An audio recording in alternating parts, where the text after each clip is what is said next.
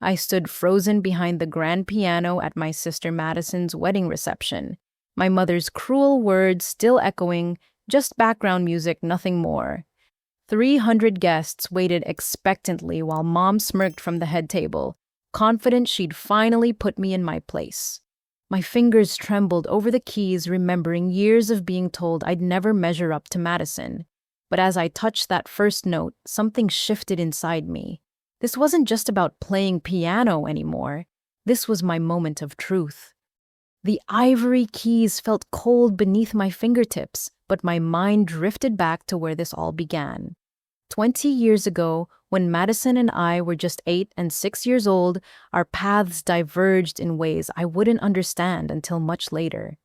I remember the day Mom enrolled Madison in the prestigious Bellwater Academy for Performing Arts. She'd spent weeks preparing Madison's audition materials, hiring professional photographers for headshots, and even bringing in a vocal coach from Nashville. Meanwhile, she dropped me off at Mrs. Henderson's living room for weekly piano lessons, paying $20 cash each Thursday afternoon. Bridget doesn't need anything fancy, I'd overheard her telling Dad one evening. Madison's the one with real stage presence. Bridget's just quiet. Growing up, I accepted this narrative. Madison performed in grand recitals at the Academy's state-of-the-art theater, while I played simple tunes at Mrs. Henderson's annual student showcase in the community center basement. Madison's accomplishments covered our refrigerator in newspaper clippings and certificates. My single blue ribbon from the county fair hung on the side, partially hidden by the grocery list. Now at 28, I taught music at Riverside Elementary School. It wasn't glamorous, but I loved seeing children discover their musical voices. Madison, meanwhile, had become a successful marketing executive at a Fortune 500 company in downtown Cleveland. Everything had played out exactly as Mom had orchestrated. Or so I thought. 2 weeks before the wedding, Mom had called with her demand disguised as a request. Bridget, sweetheart. She'd begun using the sugary tone that always preceded something unpleasant. I've been thinking about Madison's wedding music. You know how expensive these musicians charge nowadays? Highway robbery, really. Since you play piano anyway, wouldn't it be nice if you contributed family, helping family? I'd hesitated, sensing the trap, but unable to articulate it. Mom Madison probably wants professional musicians for her big day. I mainly play children's songs now. Nonsense! You can manage some simple background music during dinner. Nothing complicated. Think of it as your wedding gift. After all, Madison's registry is quite pricey, and I know teacher salaries aren't generous. The comment stung exactly as she'd intended. I'd already purchased Madison a place setting of her chosen china, straining my budget for the month. But Mom had a way of rewriting reality to suit her narrative. I'll think about it, I'd managed. Wonderful, I'll let the coordinator know. Oh, and Bridget, dress appropriately, something understated. You'll be working after all. She'd hung up before I could respond, another pattern I'd grown accustomed to over the years. The real shock came 3 days later. I'd stopped by my parents' house to borrow Mom's steamer for my dress. She was at her book club and Dad was golfing. The house felt eerily quiet as I climbed the stairs to their bedroom closet, where she kept the steamer. Her laptop sat open on her desk, email still logged in. I wasn't snooping, not intentionally, but the subject line on the screen stopped me cold. Bridget Coleman, Juilliard Pre-College Division Acceptance. My heart hammered as I clicked on the email thread. The dates went back 11 years to when I was 17. The original message was from Dr. Patricia Weinstein, then head of Juilliard's pre-college program. Dear Mrs. Coleman, we are delighted to inform you that Bridget has been accepted into our prestigious pre-college division for piano performance. Her audition pieces, particularly her interpretation of Chopin's Ballade No. 1, demonstrated exceptional musical maturity. We believe Bridget has the potential for a significant career in classical music performance. My hands shook as I scrolled to Mom's reply. Thank you for this consideration, But after family discussion, we've decided Bridget will pursue a more practical path. She lacks the temperament for professional performance. Please withdraw her application. More emails followed. Dr. Weinstein had even called, apparently. She'd offered partial scholarship assistance. She'd mentioned that in 30 years of teaching, she'd rarely seen such natural talent. Mom had rebuffed every attempt, citing my fragile confidence and realistic limitations. I sank into Mom's desk chair, nausea washing over me. My rejection from Juilliard had devastated me at 17. Mom had comforted me, telling me it was for the best, that not everyone was meant for such pressure. She'd suggested education as a safer path, and I'd believed her. I'd built my entire identity around not being good enough for greatness. The front door opened downstairs. Mom's voice carried up, talking on her phone about wedding centerpieces. I quickly closed the laptop, grabbed the steamer, and slipped down the back stairs. But I couldn't unsee those emails. Couldn't unknow what she'd stolen from me. That evening, I sat at my own piano in my small apartment playing Chopin's Ballade No. 1 from memory. My fingers remembered every phrase, every dynamic marking, every moment of passion I'd poured into that piece 11 years ago. I played until tears blurred my vision, grieving for the girl who'd believed she wasn't enough. When I finally confronted Mom the next day, she dismissed it with practiced ease. "Oh, Bridget, you're being dramatic. Juilliard would have crushed you. Look how well Madison handled pressure at Bellwater. And look how she's thrived. You're different, quieter, more suited to smaller venues. I protected you from disappointment." "You lied to me," I said, my voice steadier than I felt. "I mothered you," she corrected. "There's a difference between talent and ambition. Madison had both. You play nicely, but nice doesn't survive in the real world. I saved you from learning that lesson harshly." She turned back to her wedding planning binder, effectively ending the conversation. But something had broken between us, or perhaps I'd finally seen what had always been broken.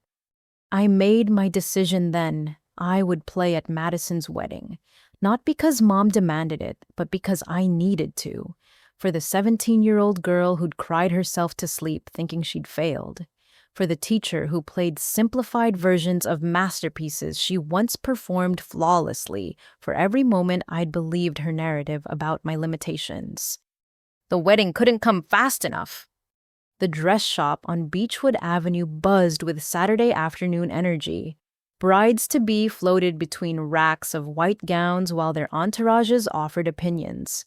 I stood before a full-length mirror wearing the beige dress Mom had selected for me. "Perfect," she declared, smoothing non-existent wrinkles from the shapeless fabric. "You'll blend right in with the decorations. Very appropriate for someone in your position." My position? Background music, human furniture. "Don't you think it's a bit plain?" I ventured, catching the saleswoman's sympathetic glance. "Plain is professional, Bridget. You're not a guest. You're providing a service.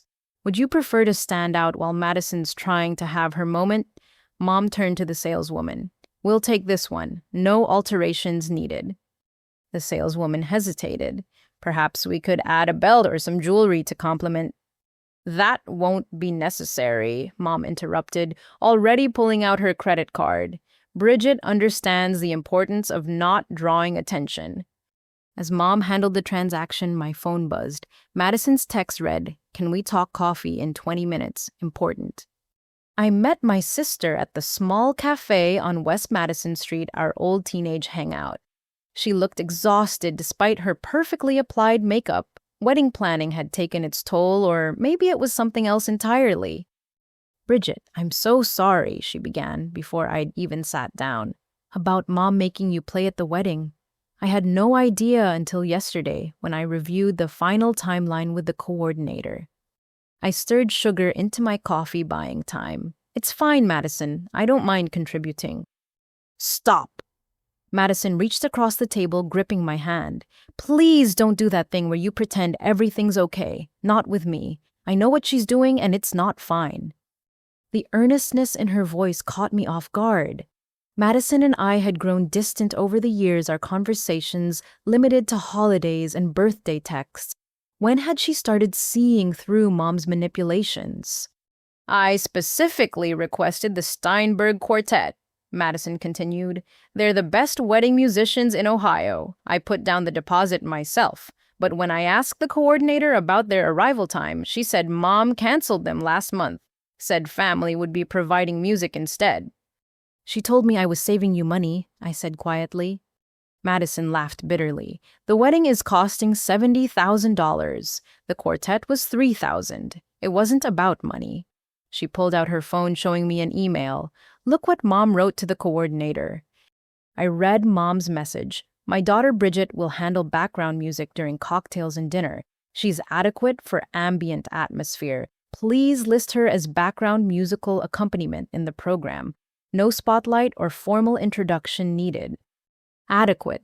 Ambient atmosphere. Each word felt like a small cut. I tried to fix it, Madison said. I called the Steinberg Quartet, but they're booked solid through next summer. Every decent musician in the city is taken. And when I confronted Mom, she acted like I was being ungrateful, said you'd already agreed, and how could I take this opportunity away from you?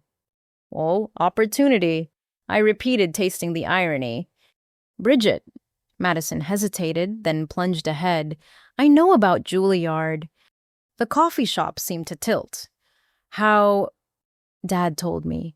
Last Christmas after too much wine. He's carried guilt about it for years, but was too weak to stand up to Mom. Madison's eyes filled with tears. I'm so sorry. I was so focused on my own life, my own achievements. I never questioned why you suddenly gave up piano performance. God, I was so self-absorbed. You were a teenager, I said. We both were. That's no excuse. I knew something was wrong. Remember how you used to practice 5-6 hours a day? Then suddenly you were applying to state schools for education degrees. I should have asked questions. We sat in silence while the cafe bustled around us. Finally, Madison spoke again. There's something else.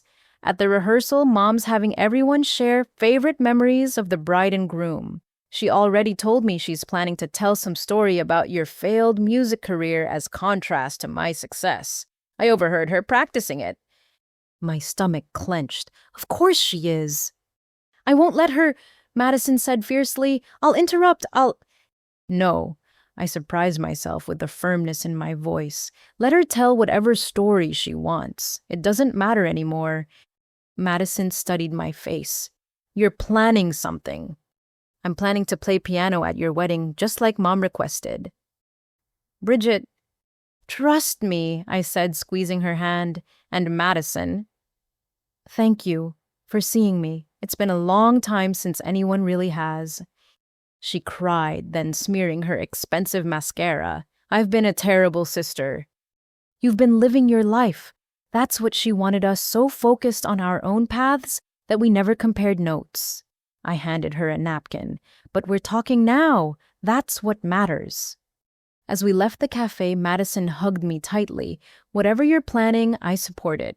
Fully. That evening, I returned to my apartment to practice. Mom had sent over her approved playlist, an insipid collection of elevator music and wedding standards, stripped of any complexity. Nothing too showy. Her note read, Remember, your atmosphere, not entertainment. I practiced her playlist dutifully, then pulled out my real repertoire. Pieces I'd been perfecting in secret for over a decade. The Rachmaninoff concerto Mom had no idea I could play. The Liszt etudes that had once made Dr. Weinstein gasp during my Juilliard audition. My own compositions, including one I'd written specifically for Madison's wedding, a piece that told our story in melody and harmony.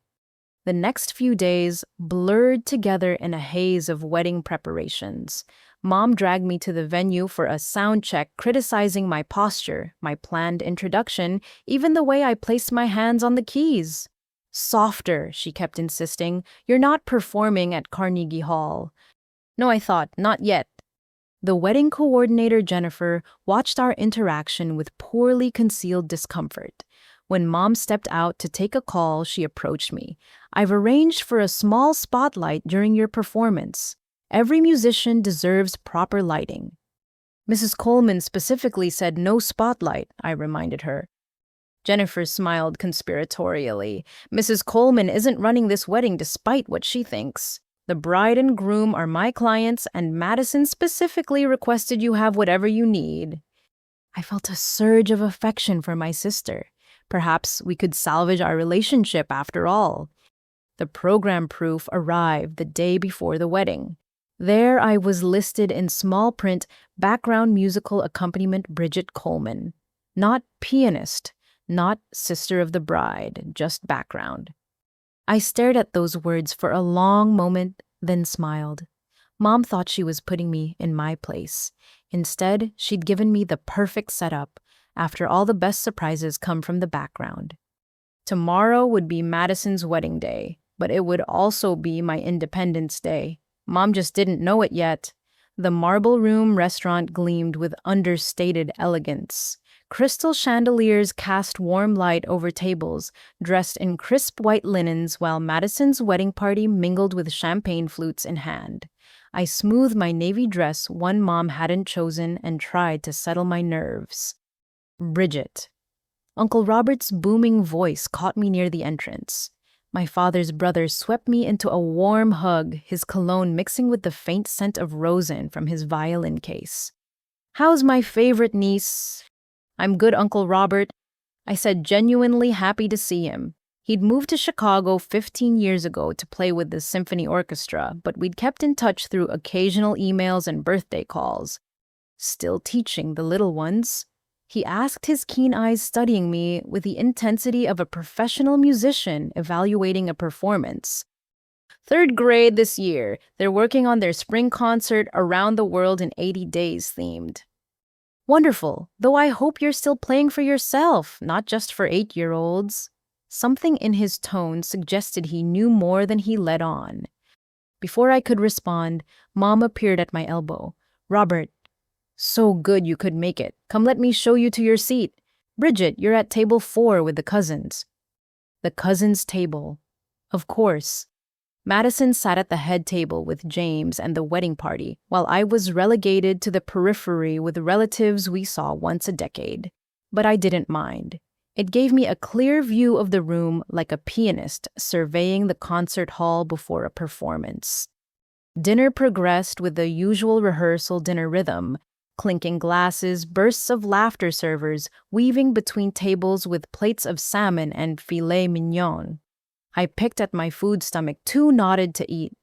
Uncle Robert, seated across the room, kept glancing my way with an expression I couldn't quite read. Then came the toasts. James's father, William Hartley, went first, a touching tribute to his son and future daughter-in-law. The best man followed with appropriately embarrassing stories from college. Madison's maid of honor, Rachel, spoke eloquently about friendship and destiny. Then Mom rose, tapping her champagne flute with a butter knife. The room quieted. "Thank you all for joining us tonight." She began, her smile radiating the particular brand of charm she reserved for public performances. As mother of the bride, I couldn't be prouder of Madison's journey. From the moment she took her first ballet class at 3 years old, I knew she was destined for greatness. She launched into a well-rehearsed history of Madison's accomplishments: honor roll, valedictorian, early promotion at her firm. Each achievement polished and presented like jewels in a crown. The room responded appropriately, with murmurs of approval and gentle applause. Of course, Mom continued, her tone shifting to something I recognized too well, not every child can be a Madison. My younger daughter, Bridget, bless her heart, she tried so hard to keep up. Blood rushed to my face. Around the room, relatives shifted uncomfortably in their seats. "I remember when both girls took piano lessons," Mom said, gesturing vaguely in my direction. "Madison picked it up so naturally, but Bridget, well, she practiced constantly, hours and hours, driving us all quite mad with the repetition. We thought perhaps she'd develop some skill through sheer determination." She paused for effect, sipping her champagne while the room waited in uncomfortable silence. There was this local competition when Bridget was 16. The Tri-County Young Musicians Showcase. Such a small event, really, but Bridget had her heart set on it. Practiced one piece for 6 months. 6 months. Can you imagine Madison learned the same piece in 2 weeks just for fun? That wasn't true. Madison had never learned Chopin's Ballade No. 1. She'd quit piano at 12 to focus on debate team. The day of the competition, poor Bridget was so nervous she could barely hold her music. And when her turn came, Mom shook her head with exaggerated sympathy. She froze, completely forgot the piece she'd practiced obsessively, ran off stage in tears. We found her hiding in the parking lot. Gasps rippled through the room. Madison half rose from her chair, her face flushed with anger, but James placed a gentle hand on her arm. After that, we encouraged Bridget to find a more suitable path, teaching young children where the standards are more forgiving. And look, she's made quite a nice little life for herself. She'll even be providing some background music tomorrow, simple tunes during dinner, nothing too challenging. She raised her glass, to Madison and James and to knowing our limitations. The toast hung in the air like a discordant note. A few relatives raised their glasses uncertainly, but most remained frozen. I sat perfectly still the way I'd learned to do during Mom's public humiliations, becoming invisible, waiting for the moment to pass. But it didn't pass. "That's not what happened," a voice said clearly. Everyone turned. Uncle Robert stood at his table, his own glass untouched. Mom's smile flickered. "I'm sorry." I said, "That's not what happened." Uncle Robert's voice carried the authority of a man who'd spent 40 years commanding attention from orchestra seats. I was at that competition. Bridget didn't forget her piece. She played flawlessly, won first place, in fact. Murmurs rippled through the room. Mom's carefully composed face began to crack. "You must be thinking of a different event," she said coolly. "No, Patricia, I'm not." Uncle Robert pulled out his phone, scrolling with practiced ease. "In fact, I have the program right here. Email attachment from when I sent it to colleagues bragging about my talented niece. First place senior division, Bridget Coleman Chopin's Ballade No. 1 in G minor. The judge's notes say, and I quote, 'a stunning interpretation showing musical maturity beyond her years. Professional caliber performance.'" He looked directly at me, then his eyes soft with an apology. 16 years in the making. I always wondered why you never pursued performance after that. Now I understand. The room erupted in whispers. Madison stood fully now, tears streaming down her face. James's parents exchanged meaningful looks. Rachel, the maid of honor, typed furiously on her phone beneath the table. Mom attempted damage control. "Well, I must have been thinking of a different competition. There were so many with Bridget, all that practicing for minimal results." "Stop!" The word came from me, though I hardly recognized my own voice. Calm, clear, carrying. I rose from the cousin's table, moving with the measured grace of approaching a piano bench. Every eye tracked my movement. "You're right, Mom. I did practice constantly because I loved it, because music was air to me, necessary as breathing. You saw obsession. I felt purpose." Mom's mouth opened and closed, but no sound emerged.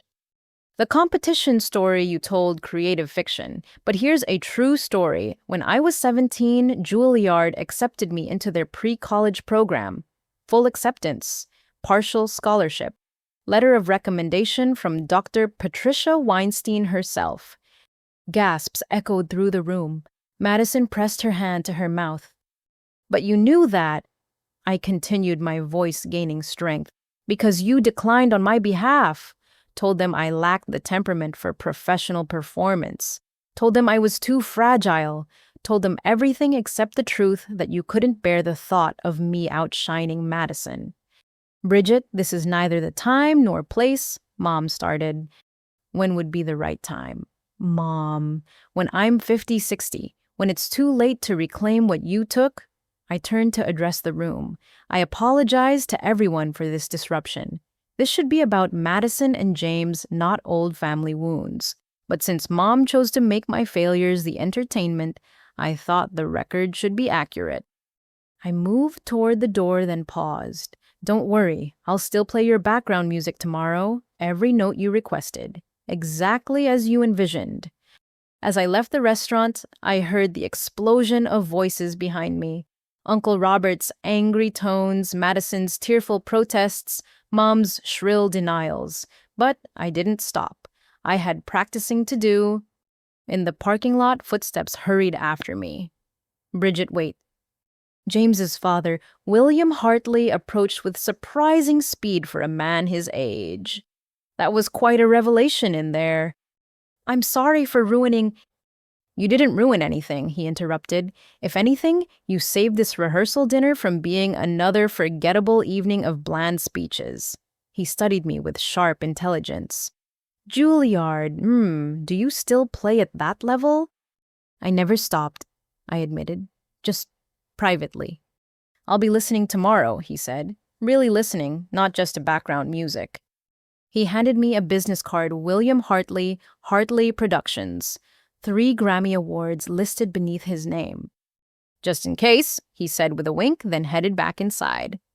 I sat in my car for a long moment, processing what had just happened. The secret was out.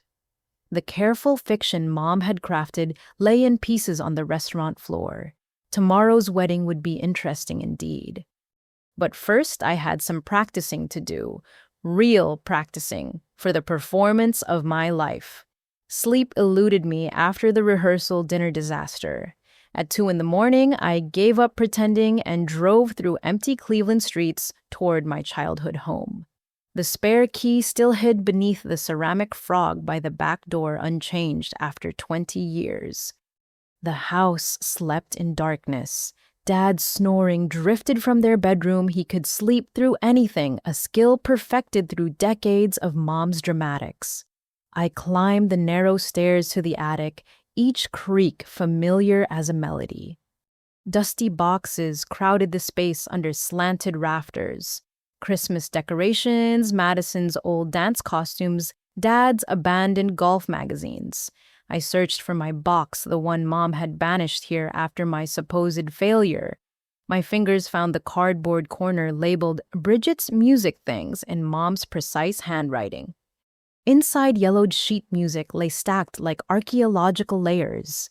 Competition programs, recital notes, a photo of 17-year-old me at the Steinway Grand Eyes closed in concentration. But beneath these expected treasures, I discovered something else. A leather journal, its burgundy cover soft with age. Not mine. The handwriting on the first page was Mom's, but younger, looser. The date read 35 years ago. Mother says I play like a cow walks. The first entry began. Heavy, graceless. Sarah Whitman will win the scholarship. Mother's already planning her celebration party. I sank onto a dusty trunk, reading by phone light. The journal chronicled my mother's teenage years, her dreams of attending Oberlin Conservatory, her battle with my grandmother's constant criticism, her eventual abandonment of music for a practical business degree. Played Debussy for the admissions committee today, one entry read.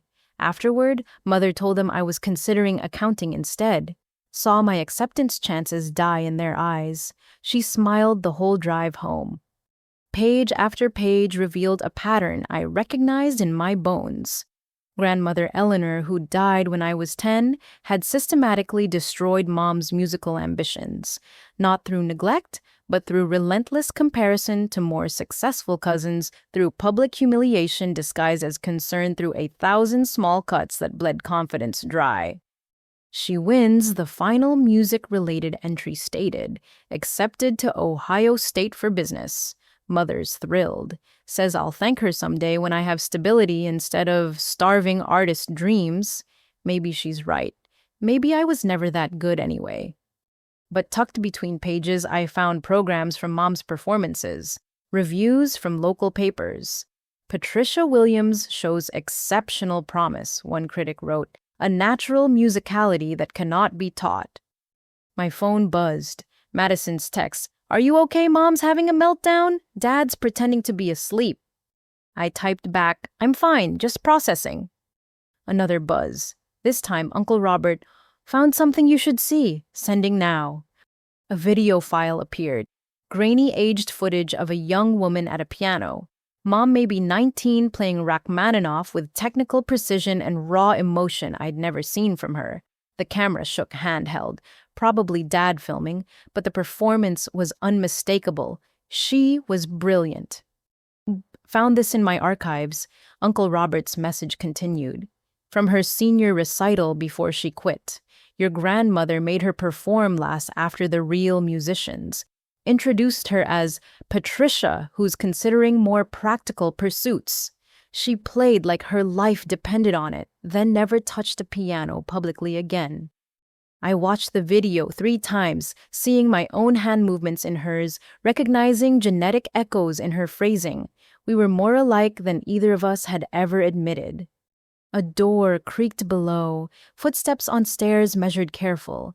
Mom appeared in the attic doorway, silk robe, wrapped tight face, puffy from tears, or wine, or both. I heard the car, she said simply. We stared at each other across dusty air and decades of damage. I held up her journal. Why, I asked. When you knew how it felt, why did you do the same to me? She moved into the attic, suddenly looking every one of her 58 years. Because I was protecting you. From what? From this. She gestured at herself, bitter laugh escaping. From becoming a middle-aged woman who teaches accounting at community college while dreaming of concert halls. From marrying safe instead of passionate. From waking at 3 a.m., wondering who you might have been. So you decided for me. I decided Madison would have the opportunities. Clear path, no music to muddy things. And you?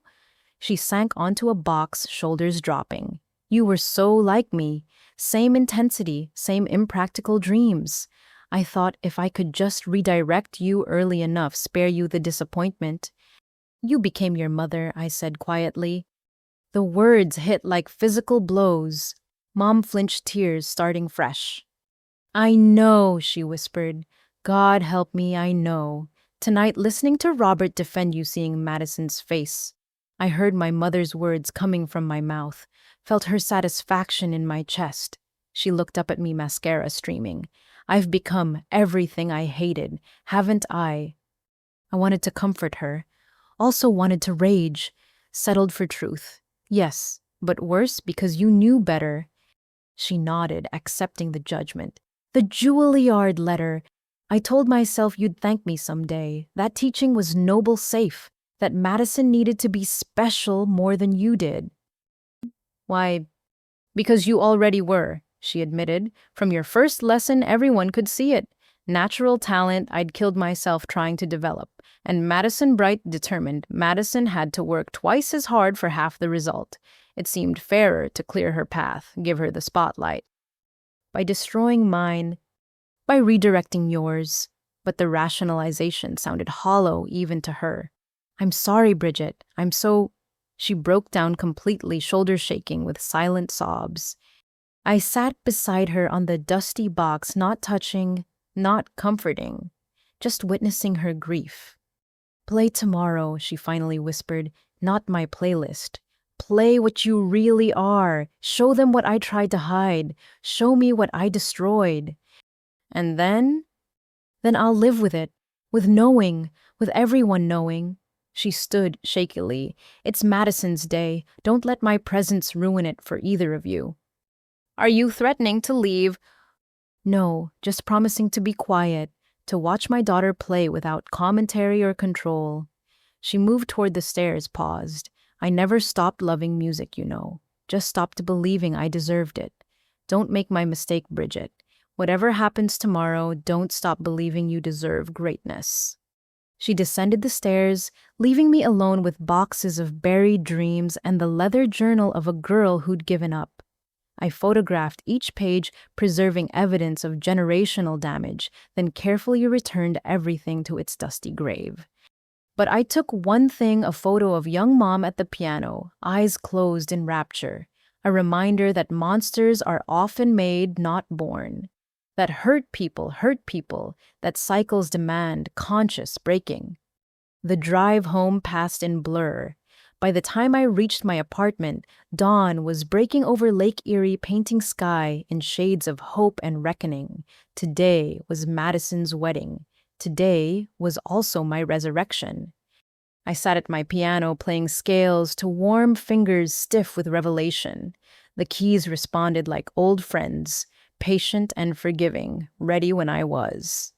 And I was ready, not for revenge, that narrative was too small. Ready for truth, for music that told real stories instead of comfortable lies. For the performance Mom had stolen from 17-year-old me returned with 11 years of interest.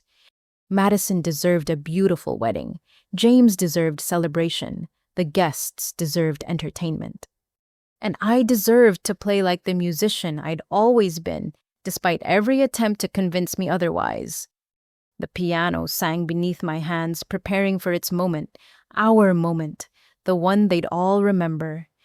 Today, the background would become the main event. The Fairmont Hotel's bridal suite buzzed with controlled chaos. Hairstylists wielded curling irons like weapons, makeup artists dabbed and blended, and Madison's bridesmaids fluttered between champagne flutes and selfie stations. I arrived carrying my garment bag, trying to blend into the orchestrated mayhem. Bridget? Madison rushed over hair in Roller's face, glowing with primer and anticipation. Thank God you're here. Last night I can't even process it all. Focus on today, I said, squeezing her hand. This is your wedding. Everything else can wait. She pulled me into a fierce hug. I love you. Whatever happens with the music, just know that. Madison, stop moving, her hairstylist scolded. Unless you want lopsided curls? I settled into a corner chair watching the transformation process. Mom sat at the vanity getting her makeup done in silence. She'd acknowledged me with a nod when I entered, more restraint than I'd expected after our attic encounter. Bridget Coleman. I turned to find Rachel Madison's maid of honor approaching with purposeful strides. Up close, she was even more polished than she'd appeared at the rehearsal dinner. Sharp cheekbones, intelligent eyes, designer suit that probably cost more than my monthly rent. I'm Rachel Chen, she said, though we'd been introduced before. Could we speak privately? Perhaps the balcony. We stepped onto the small balcony overlooking downtown Cleveland. Morning traffic hummed below while Rachel closed the door firmly behind us. I need to be direct because we don't have much time, she began, pulling out her phone. I'm not just Madison's college roommate. I'm also Senior Talent Acquisition Director at Sony Music Entertainment. My heart stuttered. Madison never mentioned... Because I asked her not to. I prefer keeping friendship and work separate. But after last night... She scrolled through her phone, showing me video after video. These are from your YouTube channel. I don't have a YouTube channel. No, but your students' parents do. Miss Coleman's music class. 12 different accounts, all posting videos of you teaching, playing, creating arrangements. This one of you explaining Beethoven to third graders through hip-hop rhythm has 2 million views. I stared at the familiar classroom, watching myself at the piano, surrounded by 8-year-olds breaking down complex musical theory into digestible pieces. I'd had no idea parents were filming, let alone posting online. There's more. Rachel continued swiping to new videos. This is from a wedding you played 2 years ago. Friend of a friend posted it. Your arrangement of Claire de Lune with jazz improvisation. It caught the attention of several producers. The video showed me at another wedding playing for what I'd thought was an intimate gathering. The arrangement was one I developed over years, blending classical foundation with modern innovation. On screen, guests had stopped dancing to listen. Why are you showing me this? I asked. Because talent like yours doesn't stay hidden, even when someone tries to bury it. Rachel's expression hardened. I've spent 5 years in this industry. I know what real musicianship looks like. More importantly, I know what marketability looks like. You have both. I'm a teacher. I'm not looking to... Aren't you... She studied me with unsettling intensity. After what came out last night, you're really content teaching hot cross buns forever? Through the glass door, I could see the bridal party laughing, Madison radiant in her preparation. Today's about my sister. Absolutely. I'm not proposing anything today, but tomorrow.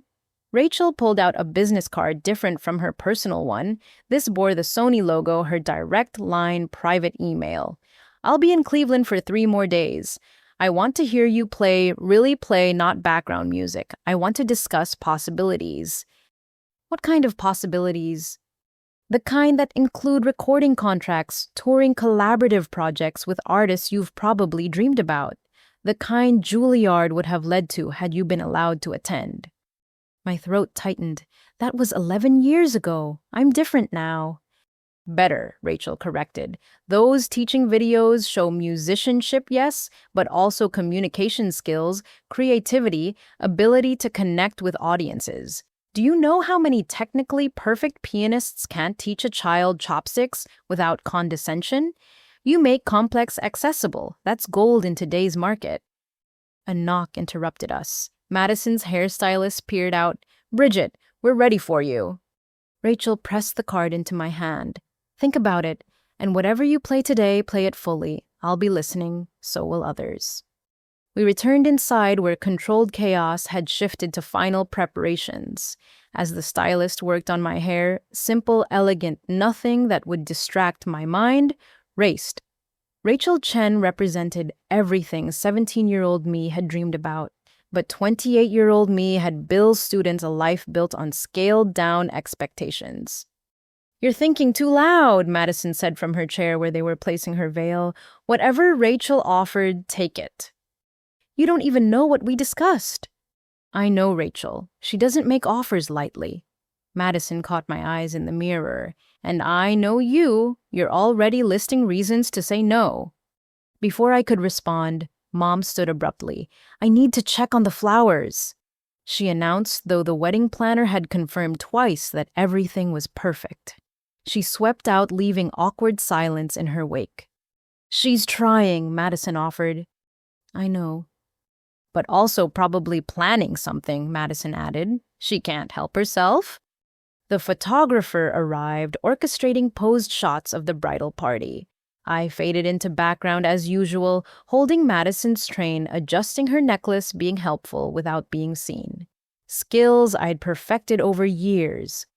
One more with just the sisters, the photographer chirped. Madison grabbed my hand, pulling me close. No background positions, she whispered. Stand like you deserve to be here. The camera clicked, capturing us together. Madison glowing in white, me in simple blue, both of us carrying scars from the same source, but healing differently. As we prepared to leave for the ceremony venue, Uncle Robert appeared in the doorway. Ladies, you look magnificent. Bridget, a word. He led me to the hallway, checking that we were alone. Bit of interesting news. During the chaos last night, I may have mentioned to a few colleagues that my niece would be performing today. Word spreads in our industry. Uncle Robert, what did you do? He grinned unrepentantly. Nothing dramatic, just informed some friends, the Steinway artist representative, a few symphony board members, that Times classical music critic who owes me a favor. He winked. No pressure. No pressure, I hissed. You just told me half the classical music establishment will be watching. Quarter at most, he corrected cheerfully. Oh, and young William Hartley asked me to give you this.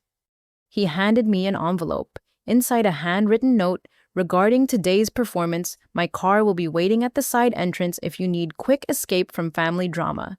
Break a leg, or several, if they deserve it. W.H. The Hartleys are good people, Uncle Robert said. Successful, but not forgotten their roots. William especially, he knows what it's like to have talent nearly crushed by family expectations. This is Madison's wedding, I repeated mantra-like. Yes, and weddings are about love, truth, new beginnings. He squeezed my shoulder. Sometimes the best gift you can give is showing who you really are. Let's everyone else decide who they want to be in response. The wedding coordinator appeared clipboard in hand, earpiece crackling. Transportation's ready. Ceremony starts in 90 minutes. As we filed toward the elevators, I clutched Rachel's business card in one pocket, William's note in the other. The morning had brought unexpected allies, each offering escape routes from the life I'd accepted. But first, there was music to play, truth to tell, and a wedding to transform from background to foreground. The elevator descended, carrying us toward whatever came next. Madison chatted with her bridesmaids about bouquet placement. Mom stood silent, perfectly composed, and I ran fingertips over invisible keys, practicing for a performance that would either heal us or break us completely. Either way, the music would be honest. Finally, St. John's Cathedral stood majestic against Cleveland's skyline, its Gothic spires reaching toward heaven, while wedding guests streamed through massive oak doors. I slipped through the side entrance marked Vendors, following the wedding coordinator's directions to avoid the main festivities. Miss Coleman, a harried young woman with a headset, appeared. "I'm Jennifer's assistant Kelly. We have a situation." My stomach dropped. What kind of situation? "Our ceremony pianist, Dr. Marcus Webb, is in the emergency room. Food poisoning from the rehearsal dinner, apparently. He's the third person hospitalized. They think it was the seafood. Jennifer's trying not to panic, but the ceremony starts in 30 minutes. Through the doorway, I could see the cathedral filling with guests. The organ sat silent, waiting for hands that wouldn't come. "Can't the organist sight read the processional music?" I asked. That's the other problem. The regular organist is at his daughter's wedding in Columbus. Dr. Webb was handling everything: prelude, processional, recessional." Kelly thrust a leather folder at me. "This is his music. Jennifer says you're accomplished. Madison insists you can handle this." I opened the folder, scanning the contents. Box: Jesu, joy of man's desiring for the prelude. Pachelbel's canon for the bridesmaids. Wagner's bridal chorus for Madison. All standard choices, but Webb's arrangements were anything but complex. Harmonizations, intricate fingerings, sections marked with performance notes in German. "This is doctoral level arrangement," I said. "Can you play it?" Behind Kelly, Mom appeared in the doorway, her face a mask of conflicting emotions. "There must be someone else," she said quickly. "Bridget's only prepared for dinner music. This is the actual ceremony." "I can do it," I interrupted. Mom's mouth tightened. "You've never played this organ. Every instrument has quirks. The pressure?" "Mrs. Coleman," Kelly interjected desperately, "we have 25 minutes. Either your daughter plays or we process to recorded music from someone's phone." The thought of Madison walking down the aisle to tinny speakers made my decision. I'll need 5 minutes to familiarize myself with the organ. Kelly nearly sobbed with relief. "Thank you. The organ loft is up those stairs. I'll tell Jennifer." I headed for the narrow stone staircase, but Mom caught my arm. "This isn't your moment, Bridget. Don't make it about you." I met her gaze steadily. "Everything isn't about me, Mom. Sometimes it's just about helping." The organ loft perched high above the nave, offering a bird's eye view of gathering guests. The instrument itself was magnificent. 4 manuals, dozens of stops pedals that could shake the foundation. I'd played similar organs during college, but each one had personality. I pulled out stops, experimentally testing the action, finding the sweet spots.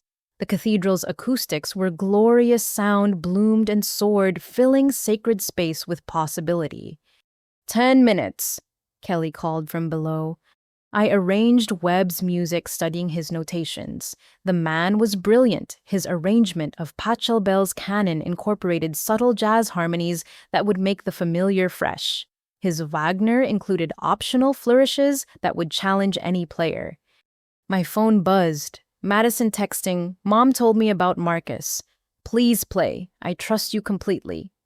Then another from Rachel. "Heard about the situation. Cathedral has excellent acoustics. Sony's recorded here before." Even now she was thinking professionally, but somehow that calmed me. Us, 5 minutes, guests are seated.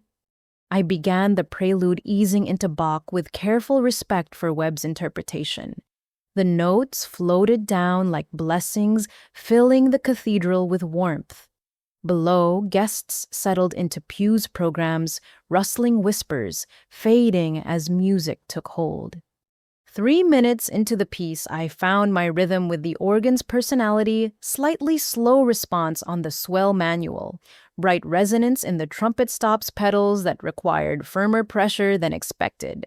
By the time I finished Bach transitioning to Handel's Air, we were partners. The wedding party lined up below. Through the loft's window, I could see bridesmaids adjusting bouquets, groomsmen straightening boutonnieres. James stood at the altar with his best man hands clasped, radiating joy and nerves. "Processional in 1 minute," Kelly signaled. I set up for Pachel Bell, then noticed movement in the congregation. Several faces I recognized from professional headshots, the classical music establishment Uncle Robert had alerted. They sat scattered throughout, some with discreet phones ready to record. No pressure indeed. The doors opened. First bridesmaid stepped forward.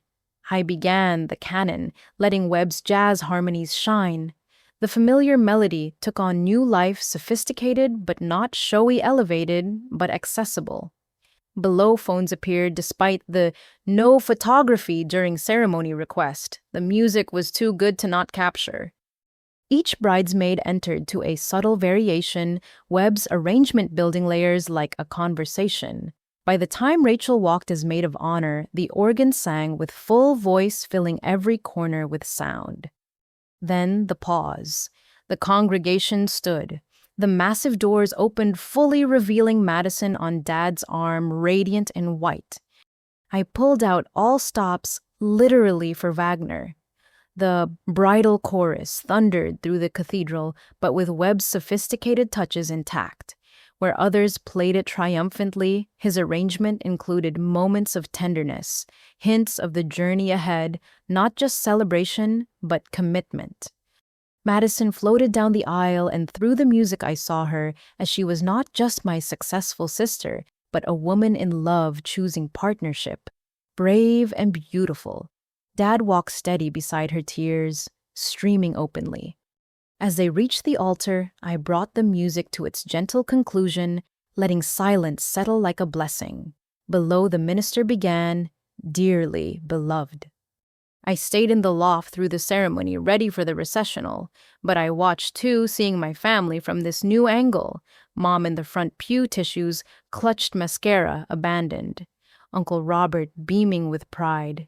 Madison and James exchanging vows. They'd written themselves promises specific and real. "You may kiss the bride." The congregation erupted in joy. I launched into Mendelssohn's Wedding March, Webb's arrangement turning celebration into art. The new couple practically danced down the aisle, guests following in waves of happiness. As the cathedral emptied, I remained at the organ playing Webb's suggested postlude, a medley of love songs transformed into classical variations. Only when the space was empty did I gather the music and descend.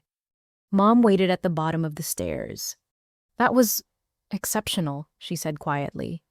"It was Dr. Webb's arrangement. Oh no." She stopped me with raised hand. "Don't do that. Don't minimize what just happened. You sight-read doctoral-level arrangements on an unfamiliar instrument with no preparation. You made professional musicians take out their phones. You gave Madison the ceremony and the music she deserved." We stood in the empty cathedral afternoon light, streaming through stained glass, painting us in colors of redemption and possibility. "I'm sorry," Mom said finally. "Not just for Juilliard, for all of it. For becoming my mother, for being too broken to let you shine." "We're all broken," I replied. "The difference is whether we pass it on." She nodded, tears fresh. "Play tonight. Really play. Not for revenge or proving points. Play because you can. Because Madison should hear her sister's real music at her wedding. Because I need to hear what I almost destroyed." And then we see who we all choose to become next. She straightened her jacket, composing herself. The photographer wants family pictures. You should be there in the front. We walked together toward the photo session where Madison waited with radiant smile and open arms. The reception loomed ahead, my planned performance, Mom's unknown response futures hanging on melodies not yet played. But for now, there were pictures to take, family to be despite everything, and music still echoing in sacred spaces, proof that beauty could emerge from any beginning, even broken ones. The Cleveland Museum of Art's atrium transformed into wedding magnificence. Fairy lights draped between marble columns, centerpieces of white orchids and roses graced each table, and the magnificent Steinway grand piano stood on a raised platform locked. I stared at the wooden covers secured with a brass padlock, my sheet music useless in my hands. Bridget, the wedding coordinator, Jennifer rushed over, her usual calm cracked. "Thank goodness you're here. We have a problem. The piano's locked and no one knows why." I might have an idea," I said, glancing toward Mom's table where she sat checking her lipstick, perfectly composed. Jennifer followed my gaze. "Surely not. Why would—" She stopped herself, professionalism winning. "Let me call maintenance. This is unacceptable." Guests were arriving, servers circulated with champagne, and Madison's careful timeline ticked forward. I was supposed to begin the cocktail hour music in 10 minutes. Bridget. Uncle Robert appeared, violin case in hand. He'd planned to join me for a few numbers family collaboration Madison had specifically requested. His eyes narrowed at the locked piano. "What's this nonsense?" Technical difficulties," I said lightly, though my pulse hammered. Like hell. He strode to Mom's table with the confidence of a man who'd faced down temperamental conductors for decades. I couldn't hear their conversation, but Mom's gestures grew increasingly animated while Robert's expression darkened. Jennifer returned flustered. "Maintenance says they didn't lock it. The venue coordinator says she didn't lock it. The piano tuner confirms it was unlocked when he left this morning." "Mrs. Coleman has concerns about insurance," Robert announced, returning with barely controlled fury. "Apparently, she's worried about potential damage to such an expensive instrument. Wants to ensure only qualified professionals have access." "You're qualified," Jennifer protested.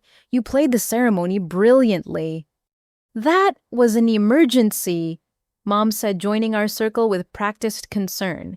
"This is different. Perhaps the DJ could handle music for dinner. I'm sure his playlist is appropriate." The DJ in question, a 20-something with neon sneakers and DJ Blaze emblazoned on his equipment, looked up from his laptop. I've got dance music. Some top 40. I wasn't prepared for dinner atmosphere."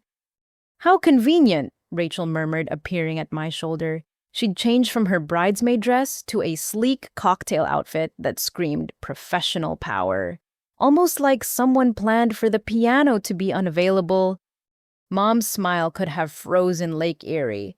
"I'm simply protecting the venue's property. Bridget can use the DJ's keyboard if she insists on playing, though really, recorded music would be simpler." A keyboard." Uncle Robert's voice dripped disdain. "You want a classically trained pianist to play a wedding on a keyboard?" "If she's really as talented as you claim, the instrument shouldn't matter," Mom countered. William Hartley had been observing from nearby. Now he stepped forward, reaching into his jacket pocket.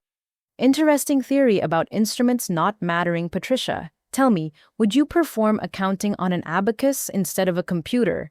Would a surgeon operate with kitchen knives?" He produced what looked like a leather wallet, but opened to reveal lockpicks. "Lucky for us, I spent my wayward youth learning skills my parents disapproved of. Rebellion comes in handy." "You can't—" Mom stepped toward the piano. "I'll call security."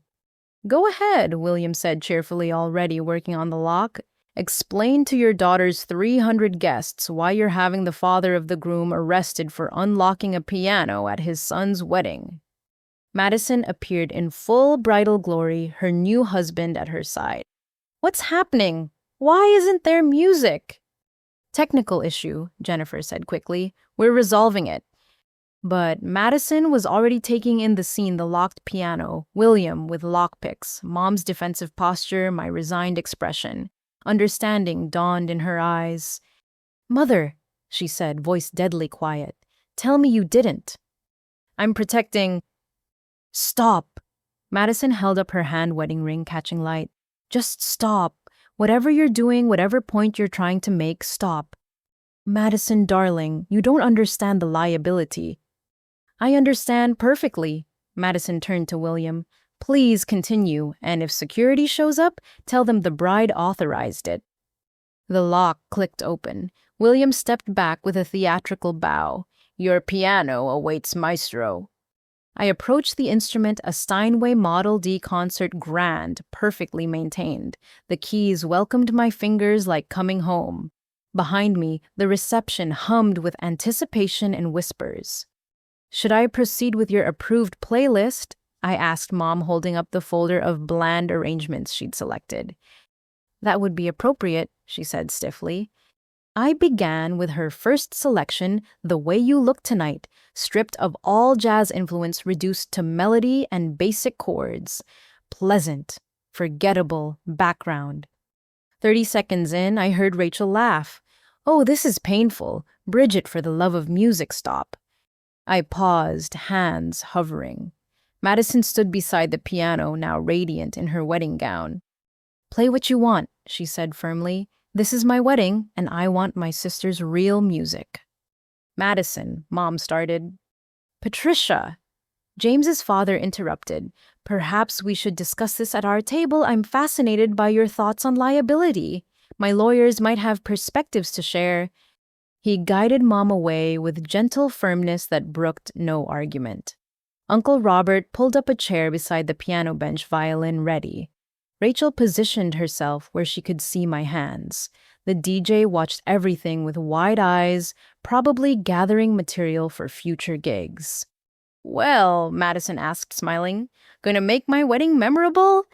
I looked at the room, musicians and critics scattered among regular guests, family dysfunction on public display, my sister choosing sides in a battle decades old.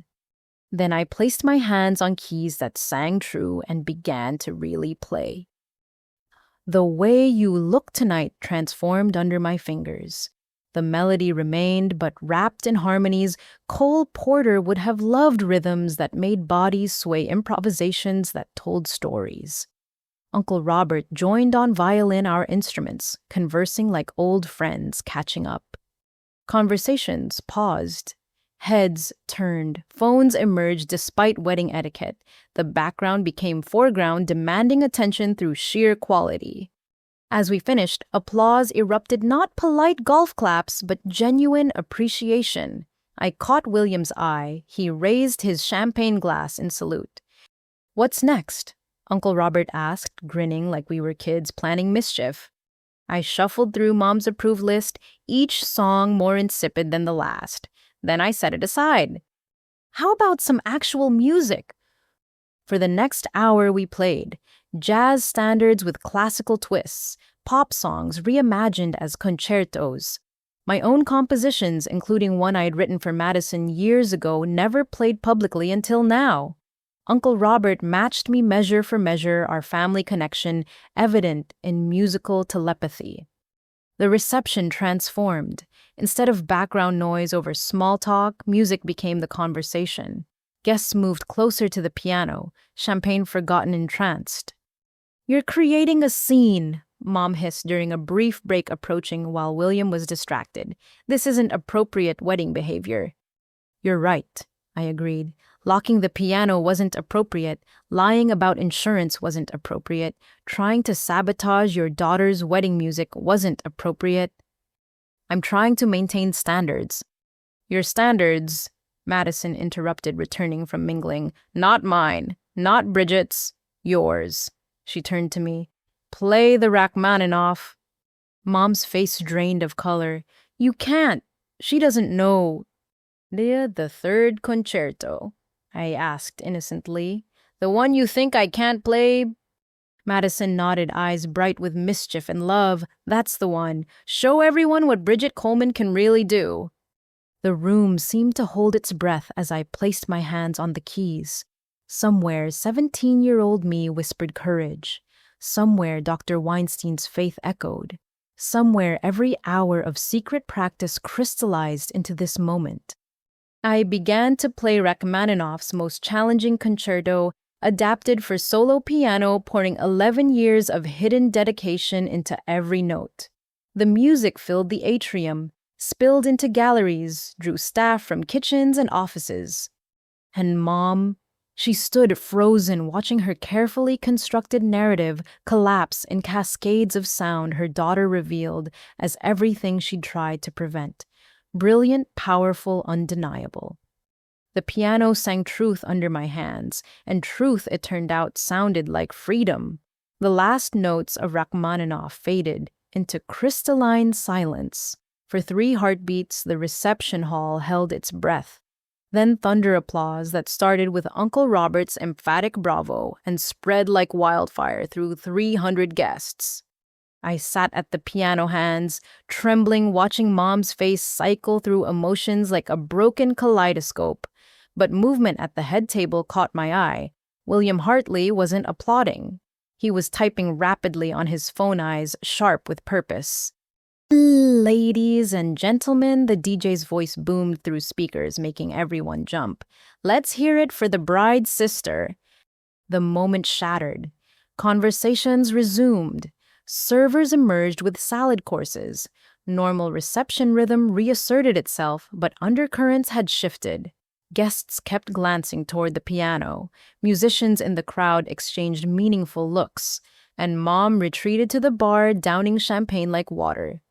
"Take 5, Uncle Robert murmured, squeezing my shoulder. "Pace yourself. This is a marathon, not a sprint." I escaped to the venue's terrace, Cleveland's skyline glittering beyond. My hands shook as I gripped the railing, adrenaline crash, hitting hard. That was unexpected. I spun to find James's father stepping onto the terrace, 2 glasses of water in hand. He offered one with a knowing smile. "Hydrate. Performance takes more out of you than you realize." He leaned against the railing, studying the city lights. "I've produced 47 albums, worked with artists from every genre imaginable. Want to know what separates good from the transcendent?" Natural talent, I guessed." "Hunger," he corrected. "Not for fame or money, those are byproducts. Hunger for truth, for expressing something so real it changes the air in the room." He sipped his water. "You have that hunger. Also significant technical skill, but that's trainable. Hunger isn't." "I'm a 3rd-grade teacher," I said automatically. "And I was an insurance adjuster when I started in music," William countered. "Paid bills while building dreams. Nothing wrong with that. But hiding, letting someone else's fear dictate your limits?" He shook his head. "That's tragedy."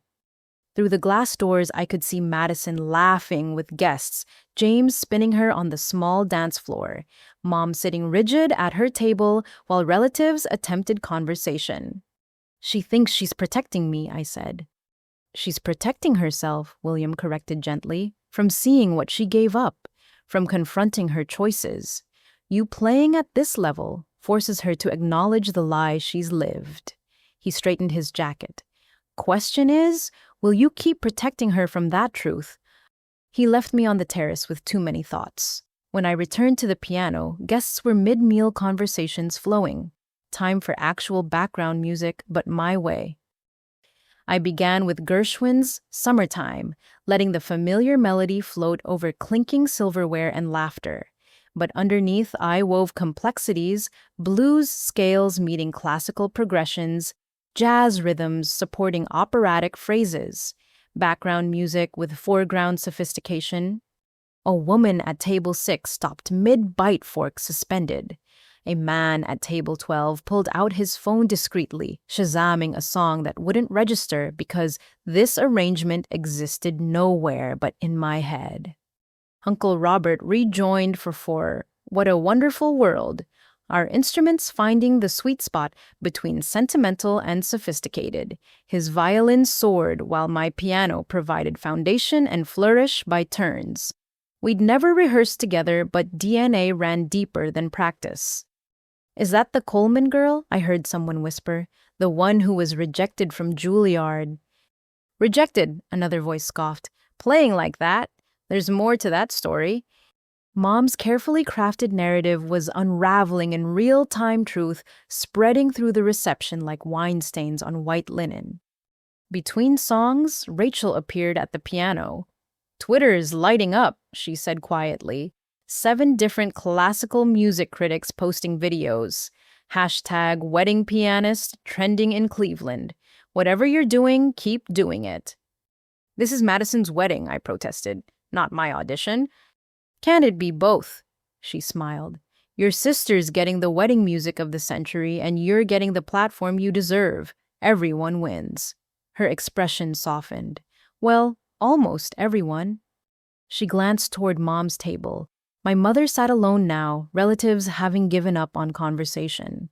Her champagne glass stayed full. She wasn't drinking anymore, just staring at nothing with the hollow look of someone watching foundations crumble.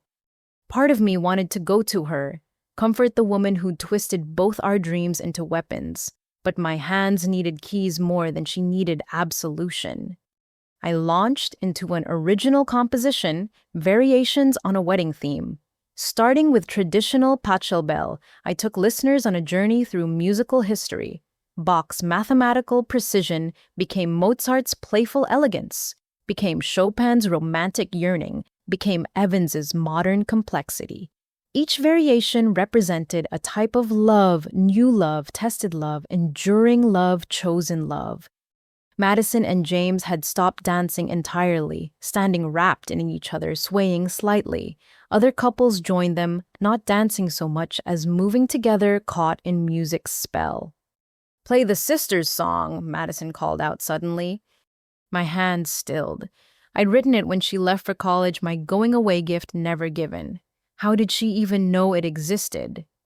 You used to hum it, she explained, seeing my confusion. When you thought no one was listening, late at night, early mornings. I know my sister's melodies.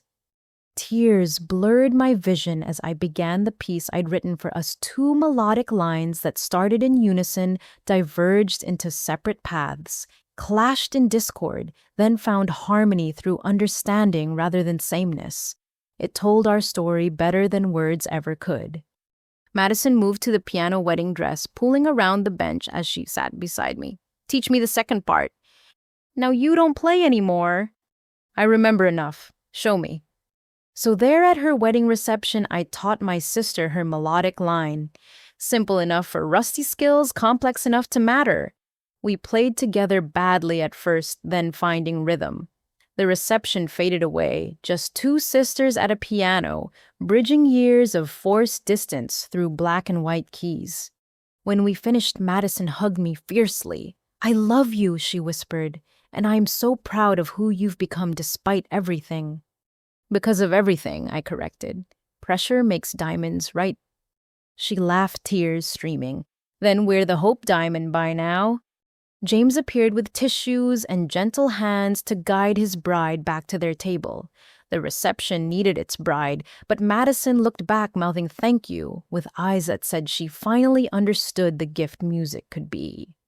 I transitioned to lighter fair jazz standards that swung contemporary pieces, reimagined anything to keep the celebratory mood while processing emotions.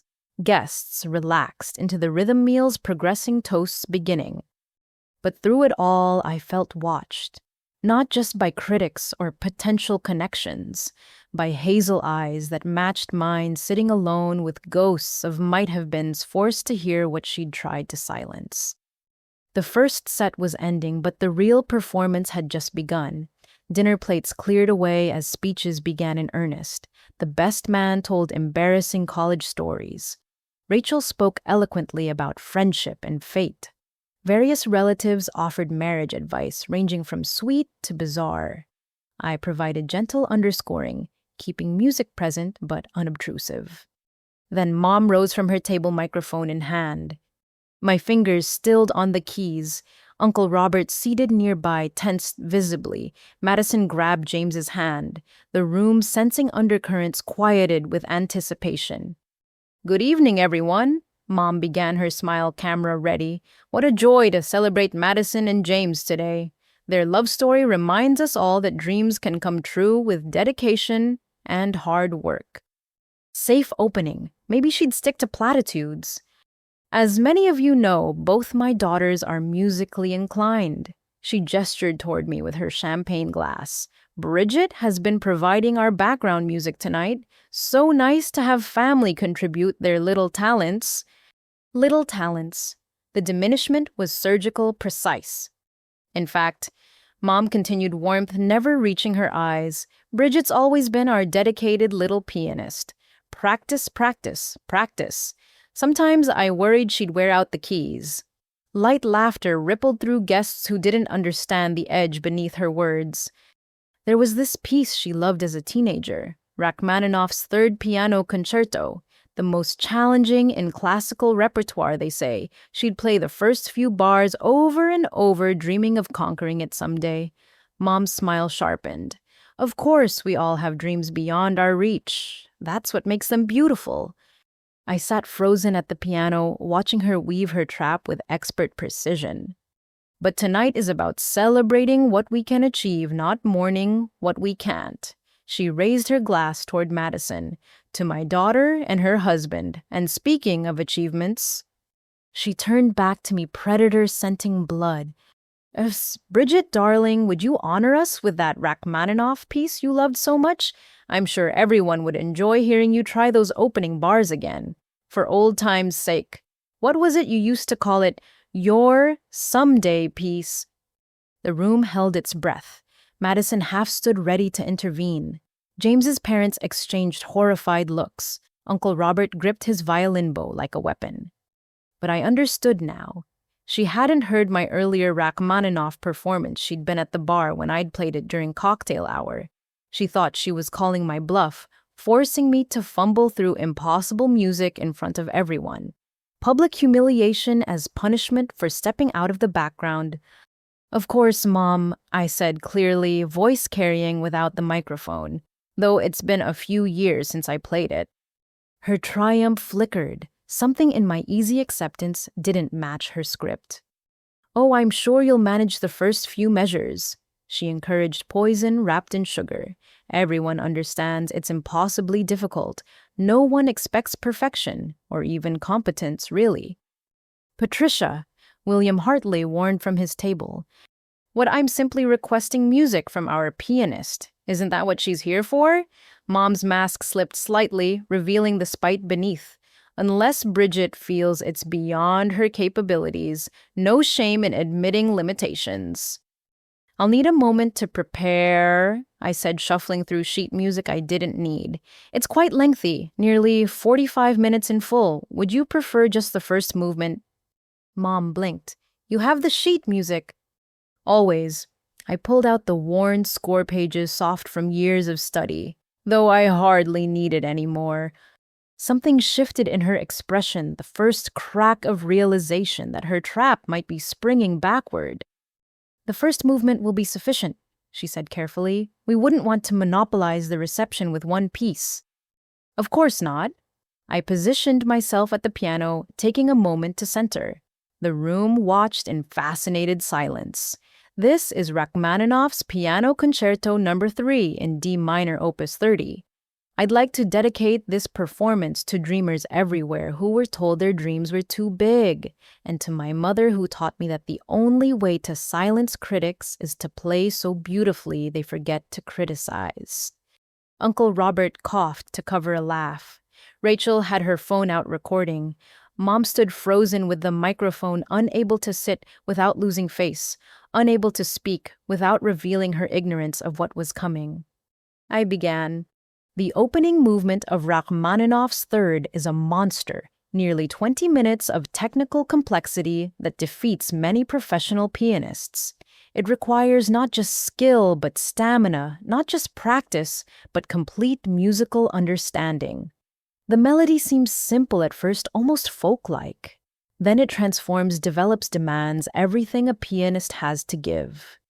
My hands, moved with muscle memory, developed over 11 years of secret practice.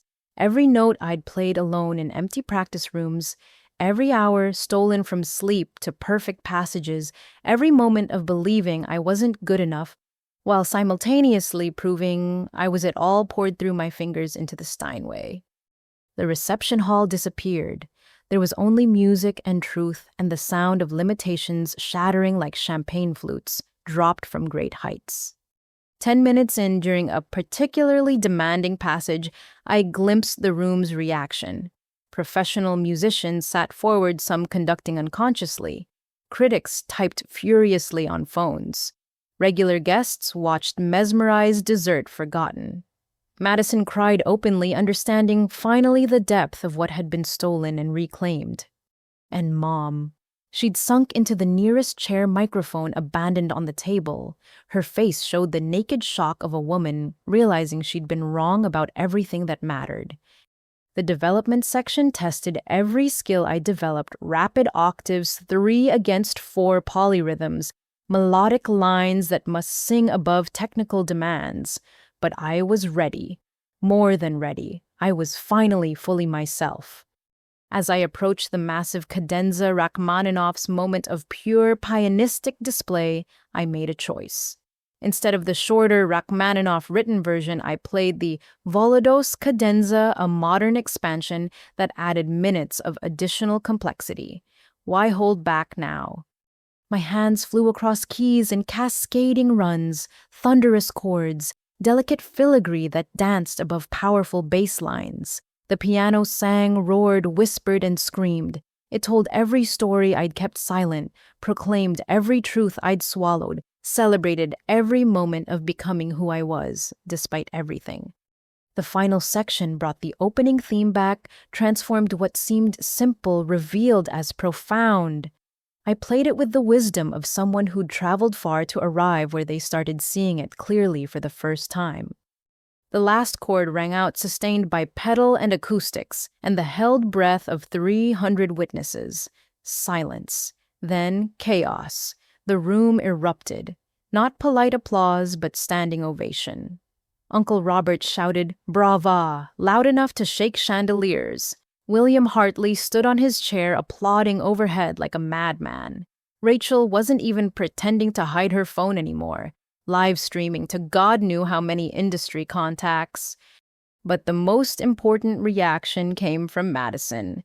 My sister pushed through the crowd, wedding dress be damned, and threw her arms around me. "That was the most beautiful wedding gift anyone's ever given me," she sobbed into my shoulder. "You asked for background music."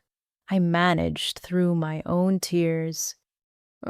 Screw background anything," she laughed. "You're a star. My sister is a freaking star." Over Madison's shoulder, I saw Mom slip quietly toward the exit, but Uncle Robert intercepted her gentleman enough to offer his arm, family enough to not let her run from what she'd created. They'd talk later. We'd all talk later. But right now, the music lingered in air transformed by truth, and that was enough. More than enough. It was everything. The ovation continued for so long that Jennifer, the wedding coordinator, started looking concerned about timeline, but Madison waved her off, letting the moment stretch until it found its natural conclusion. When guests finally settled, I found myself surrounded. Musicians I'd admired from afar introduced themselves. Critics asked questions about my training. Rachel fielded what looked like business inquiries with practiced ease. But I needed airspace to process what had just happened. "Excuse me," I murmured, escaping toward the venue's kitchen entrance, but Uncle Robert caught up before I could disappear. "Not so fast," he said gently. "You don't drop a bomb like that and vanish. There are people here who've waited years to hear playing like that, including me. I need a minute. You need water and somewhere quiet to catch your breath. Come on." He guided me to a small prep area where catering staff took breaks. Someone immediately produced a chair and cold water. Cleveland's classical music community took care of its own. "Better?" Robert asked after I'd drained half the bottle. "I can't believe I just did that." "I can. I've been waiting for you to stop hiding since you were 17. He pulled up another chair. Want to tell me about the secret training because that wasn't raw talent alone. That was refined professional level performance. I'd kept the secret so long the words felt strange coming out. Mrs. Chen, Lily Chen, she lived 2 towns over used to perform with the Philadelphia Orchestra before retiring. I started lessons with her 6 months after the Juilliard rejection. Lily Chen taught you. Robert's eyebrows shot up. She hasn't taken students in 20 years. She made an exception, said she recognized something in my audition tape. Yes, I sent her the Juilliard recording. Told me talent without proper guidance was tragedy. I smiled at the memory. She charged me $20 a lesson, same as Mrs. Henderson had, but the training was world class, Robert finished. Lily Chen, my God, how did you afford 3 jobs, tutoring, accompanying the church choir weekend shifts at the bookstore? Mom thought I was building my teaching resume. The irony still tasted bitter. I'd tell her I was at the library, then drive 40 minutes for a 2-hour lesson. Lily was relentless. Said if I was going to lie to my mother and work myself ragged, I'd better make it worthwhile. Did she know your mother? Never. I paid cash, used a different name for recitals at Lily's house. She had a small group of adult students, all people returning to music after life got in the way. We were each other's audience, each other's support. Tears threatened again. Lily died 2 years ago, left me her complete score collection. Mom thought they were teaching materials. Robert reached over and squeezed my hand. She'd be so proud today. Lily always said the best revenge against those who diminish us is excellence they can't deny. Is that what this was, revenge? No, he said firmly. That was truth. Revenge would be rubbing your mother's face in it. Truth is simply being who you are fully without apology. A knock interrupted. Jennifer peered in apologetically. I'm sorry, but Madison's requesting you. Something about a special song. I returned to find the reception reorganized. The piano had been moved to center stage spotlights, adjusted for proper visibility. Madison stood beside it in her wedding dress, holding a microphone. I have a confession, she announced to the room. When I asked my sister to play at our wedding, I had ulterior motives. Yes, I wanted beautiful music, but more importantly, I wanted the world to hear what I've known for years. My sister is extraordinary. She turned to me, eyes bright with purpose. Bridget wrote a song for us when we were teenagers. She never knew I heard her working on it late at night, never knew I'd sneak downstairs to listen. It's about sisters finding their way back to each other, despite everything trying to pull them apart. My throat tightened. Madison, play it, she requested softly, the full version, with the lyrics this time. There aren't any lyrics, I protested. Then we'll improvise. She grinned. You play, I'll speak what I hear in the music. Trust me. How could I refuse? I sat at the piano, Madison beside me with the microphone. As I began our song, 2 melodies that separated and intertwined, she began to speak.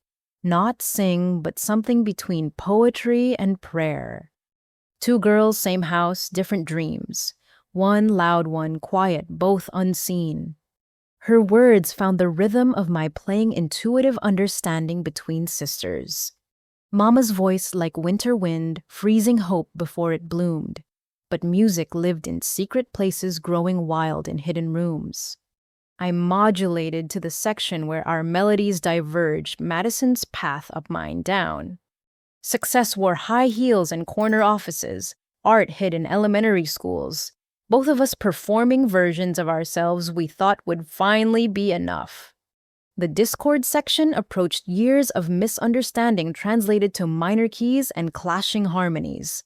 Madison's voice wavered but continued. I'm sorry I didn't see you drowning. Sorry I was too busy swimming to notice you'd stopped. Sorry I believed the story that my light required your shadow. Now the melodies began finding each other again, tentative at first, then with growing confidence. But sisters share more than blood. We share rhythm, share the ability to hear each other's unspoken songs, and when we finally listen, I brought both melodies together in the climactic moment harmonies that shouldn't work but did, because sometimes love makes its own rules about what fits. We discover we were never in competition. Two instruments in the same orchestra, different sections, same symphony. Madison's voice broke with emotion. My success was never sweeter than your silence. Your music was always the missing piece of my celebration. The song moved toward its conclusion, both melodies now inseparable, each making the other richer. So play, sister. Play for every girl told she's too much or not enough. Play for dreams deferred but not destroyed. Play because our daughters need to know that sisterhood doesn't require sacrifice. I ended with a cascade of notes that felt like laughter and tears and hope all mixed together. Madison collapsed against me, both of us sobbing while the room erupted again. But this time, the applause felt different. Not just appreciation for technical skill, but recognition of something deeper, healing happening in real-time relationships, rebuilt through melody and truth. I love you, Madison whispered, and I'm so sorry it took me this long to fight for you. We're here now, I whispered back. That's what matters. Through tears, I spotted Mom at the edge of the room. She hadn't left after all. Uncle Robert stood beside her, tissues in hand, as she watched her daughters choose each other despite her best efforts to drive us apart. Her mouth moved too far to hear, but I could read the shape of words. What have I done? The question hung in the air like a note waiting to resolve. But that was for later. Right now, Madison and I sat together at the piano, playing chopsticks of all things, laughing like the children we'd never been allowed to be. The reception continued around us, but we were in our own world. Two sisters, one piano, infinite possibilities. And somewhere in the watching crowd, phones captured not just a performance, but a resurrection. By morning, the world would know Bridget Coleman's name. But tonight, I was just a sister who'd finally found her voice.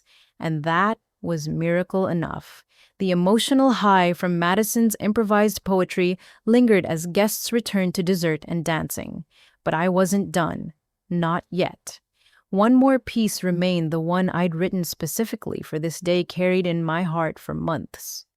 Ladies and gentlemen, I spoke into the microphone, my voice steadier than expected. I'd like to share something I composed for Madison and James, but first, I need to thank someone. I found Jennifer, the wedding coordinator, near the tech booth. Could you put something on the screens? Just text, white on black. She nodded, fingers flying over her tablet. What would you like it to say? I told her. Her eyes widened, but she typed without question. This piece is called Sisters in Shadow, I announced. It tells a story, our story, and like all true stories, it begins in darkness. The ballroom lights dimmed. On the screens around the room, words appeared. For every girl told she's not enough, for every woman who believed it, for every mother who repeated what she learned, this is how we break the cycle. I began in the bass register, low notes that rumbled like thunder in distance. The left hand established a pattern repetitive, constraining the musical equivalent of walls closing in. This was childhood in our house, love twisted into competition, achievement, becoming the only currency that mattered. The screens changed. Movement, I, the shadow mother. My right hand introduced the first melody, tentative questioning, a young girl asking why her best was never enough. The harmony stayed minor, discordant, as the theme developed through variations of trying, failing, trying harder, failing worse. Then came the second melody, Madison's theme, brighter in major key, but forced to fight against the same constraining bass pattern. Two sisters, different strategies, same prison. Her melody soared where mine crept, attacked, where mine retreated, but neither could break free from the underlying structure. The screen shifted, movement to the divergence. Here, the piece exploded into complexity. Both melodies continued, but in different time signatures, mine in 3/4 waltz-like dancing around expectations. Madison's in 4/4 marching toward success with military precision. They clashed, synchronized briefly, then pulled apart again. I incorporated techniques Lily Chen had taught me, the left hand maintaining 3 distinct rhythmic patterns, while the right hand wove melodies that seemed impossible from single hands. Guests who understood music gaped. Others simply felt the story through sound. The screens revealed. Movement 3, the silence. My melody disappeared. Only bass patterns remained, growing darker, more oppressive. This was my Juilliard rejection, my disappearance into teaching the years of playing simplified songs while complexity died inside. Madison's theme continued alone, triumphant but hollow without its counterpoint. Then, so quietly, some people leaned forward, my melody returned. Changed. What had been questioning became certain. What had been minor found major. The teenage girl's voice had become a woman's, tempered by secret practice, strengthened by stolen hours with Lily Chen. New words appeared. Movement I for the reckoning. This was tonight. Both melodies returned full force, no longer competing, but complementing. The constraining bass pattern tried to reassert control, but the melodies had grown too strong, too intertwined. They broke free, soaring together, transforming discord into harmony through sheer determination. But then came the twist, a third melody, older, sadder. Mom's theme revealed as a variation of the same constraining bass that had trapped us all. Her mother's pattern, passed down like poisoned heirloom, finally exposed in its full tragedy. The screen showed movement v. the choice. All 3 melodies played together, mine, Madison's, and Mom's. For a moment, they tangled impossibly, 32 measures of chaos that shouldn't work, every rule of composition broken. The piano protested under the complexity, strings vibrating with sympathetic resonance. Then, like dawn breaking resolution, Mom's theme didn't disappear. That would be false forgiveness. Instead, it transformed, finding its own major key, its own rhythm that didn't require diminishing others. The bass pattern that had constrained became foundation that supported. What had been prison became the very ground that let us rise. The screens displayed one final message: movement, Siksik, sisters in light. The last movement was pure joy. Both sister melodies danced together, sometimes in unison, sometimes in harmony, sometimes call and response. They quoted Chopin and jazz standards, nursery rhymes and Rachmaninoff, inside jokes, and shared memories woven through classical structure. I incorporated everything: the Juilliard audition piece, Madison's favorite song from childhood, even a fragment of Mom's long-abandoned Debussy. But now they were ours, transformed by survival and choice into something entirely new. The piece built to a climax where both hands played impossible runs in contrary motion, separating across the keyboard only to meet in the middle over and over, like sisters finding each other despite every force pulling them apart. The final chord used every finger, both hands spread to their maximum reach, sustaining notes that sang of possibility. Silence. Then Madison was there, pulling me from the bench into a hug that said everything words couldn't. Around us, the room exploded, not with applause, but with something deeper: recognition, understanding, the witnessing of truth transformed into art. Through the crowd, I saw Mom standing perfectly still, tears streaming unchecked. She understood every note, every reference, every moment of pain and possibility I'd written into music. But more importantly, she'd heard the third melody, her own story, woven with compassion into ours. Uncle Robert approached the piano, violin in hand. Without words, he began playing Mom's transformed theme from my composition. Other musicians joined: a cellist from the Cleveland Orchestra, a jazz bassist who'd been James's groomsman. They improvised around the themes I'd established, creating spontaneous symphony from Wedding Reception. "Look," Madison whispered, pointing to the screens. Jennifer had added something while I played. Below, my final dedication views and comments scrolled in real time. The live stream had gone viral. Thousands watched a wedding in Cleveland become something universal, a story of breaking generational patterns of choosing love over competition, of finding your voice no matter who tried to silence it. But I wasn't watching screens. I was watching Mom walk slowly toward the piano, each step a decision. The musicians parted as she approached music, fading to respectful silence. She stood before Madison and me, searching for words. Finally, simply, that third melody. You gave me a redemption I don't deserve. Everyone deserves the chance to change their song, I replied. She nodded, understanding the gift and challenge in those words. Then, surprising everyone, she sat at the piano. Her fingers trembled over keys she hadn't touched in decades. I don't remember much, she warned, but muscle memory runs deep. She began her Debussy, halting, imperfect but real. The piece she'd abandoned at 19 flowed again, carrying decades of regret and possibility. Madison and I sat on either side of her, not playing, just witnessing. Our mother finding her way back to music she'd buried, finding her way back to herself. When she finished, she looked at both of us. I'm sorry for everything, for becoming what I hated, for almost destroying what I should have nurtured, for taking so long to remember that music isn't competition, it's communion. We know, Madison said softly. Can you forgive me? I thought of 17-year-old me crying over rejection letters that were lies. Thought of Madison shaped for success, but starved for authenticity. Thought of Mom at 19 playing Debussy while her mother planned her practical future. We're all still learning our parts, I said finally. The song isn't over. She nodded, understanding that forgiveness, like music, was practice, not performance. Process, not product. Choice made daily note by note. The reception continued around us, dancing, laughing, celebrating.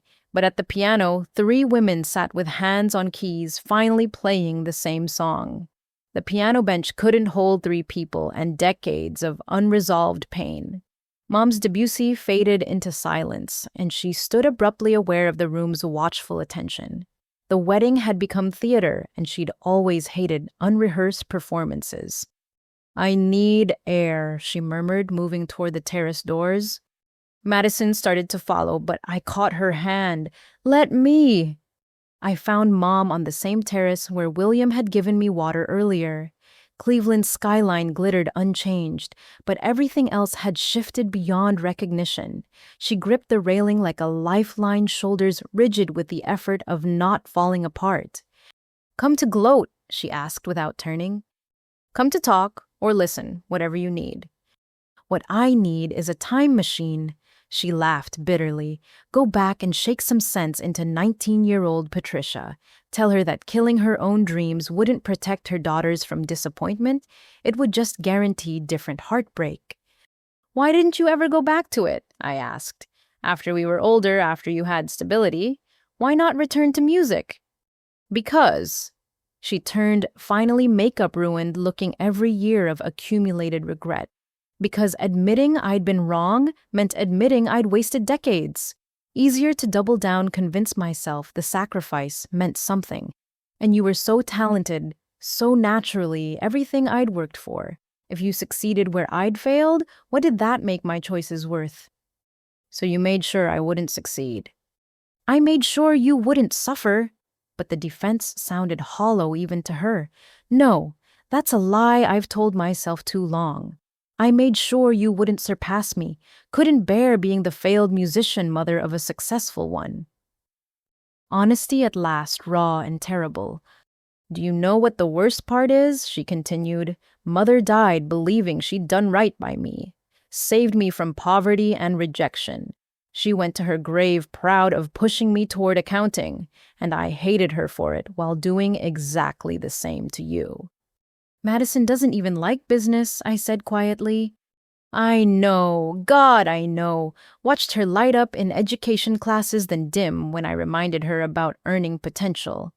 Mom pressed palms against her eyes. 2 daughters, 2 dreams crushed. Mother would be so proud. Stop! Madison's voice came from the doorway. She'd followed after all wedding dress, glowing in terrace lights. Both of you stop. She moved between us, fierce in white satin and righteous anger.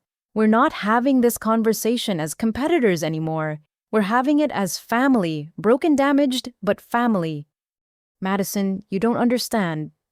I understand perfectly. Madison's voice carried new authority. You sacrificed your dreams and expected gratitude. Bridget sacrificed hers and expected nothing. I achieved mine and felt empty. We're all victims of the same lie that there's not enough success to go around, that one woman's achievement diminishes another's. She grabbed both our hands, forcing a circle. But look what happened tonight. Bridget played and the world didn't end. I'm still successful. You're still our mother. The only thing that changed is we finally told the truth. The truth is, I destroyed. The truth is, you hurt us, Madison interrupted. Badly, deliberately, for years, and we'll be untangling that damage forever. But the truth is also that you're here crying real tears playing Debussy for the first time in 40 years. That's not nothing. Mom stared at her elder daughter, seeing her clearly for perhaps the first time. When did you become wise? When I stopped performing your version of success and started defining my own. Madison squeezed our hands tighter. I'm quitting marketing, starting a non-profit for arts education, making sure kids have what we didn't, encouragement without conditions. That's wonderful, I said, meaning it. You'll help teach master classes, show kids what's possible. Madison's eyes pleaded. Both of you. Mom, you could teach business skills to artists, help them navigate practical matters without sacrificing creativity. You want me involved after everything. I want you to use everything, transform pain into purpose, show other mothers how not to repeat cycles. Madison's voice gentled. Grandma's ghost doesn't have to win. Mom broke then, sobbing with the abandon of someone who'd held too much too long. Madison and I held her between us, wedding dress be damned, letting her grieve, dreams deferred and damage done. I'm sorry, she gasped between sobs. So sorry, can never undo it. Can't give back years stolen. No, I agreed, but you can stop stealing future ones from yourself too. Through the terrace windows, we could see the reception continuing. Uncle Robert had commandeered the piano, leading an impromptu jam session. Rachel worked her phone, fielding what looked like endless inquiries. William Hartley held court with Cleveland's classical establishment, gesturing animatedly. They're planning your future in there, Mom observed, attempting to compose herself. Let them plan. I'll decide. But I smiled, feeling possibility like oxygen after suffocation. Though I think teaching and performing aren't mutually exclusive. Best musicians often do both. Like Lily Chen, Mom said quietly. I know you studied with her. Ran into her at the grocery store once. She asked if I was Patricia Williams, remembered my senior recital, said she had a student who reminded her of me at that age. Why didn't you say anything? Because I was ashamed. She looked at me with such pity. Not because I'd become an accountant, but because I'd become bitter. Mom wiped her eyes with tissues Madison produced. She was right. Bitterness is the only real failure. We stood together on the terrace, 3 generations of women raised to compete instead of collaborate. The Cleveland skyline witnessed our fumbling attempts at reconciliation, imperfect but genuine. So what happens now? Mom asked. Now, Madison checked her phone. Now I need to throw my bouquet in 10 minutes, then cut cake, share, first dance, be a bride at her own wedding. She grinned. But first we go inside together, united front. Show everyone the Coleman women choose each other. They'll stare, whisper, judge, Mom warned. Let them, I said. We've hidden enough. Madison linked arms with both of us. Besides, my wedding's already gone viral as pianist exposes family trauma through Rachmaninoff. Might as well give them a redemption arc. Is everything content to your generation? Mom asked, but with humor instead of criticism. Everything's story, Madison corrected. Question is whether we tell it or let others tell it for us. We moved toward the door together. Inside, the reception sparkled with joy and music and possibility. Uncle Robert caught sight of us raising his violin in salute. Rachel gave thumbs up while juggling two phones. William Hartley lifted his champagne glass in toast to transformation.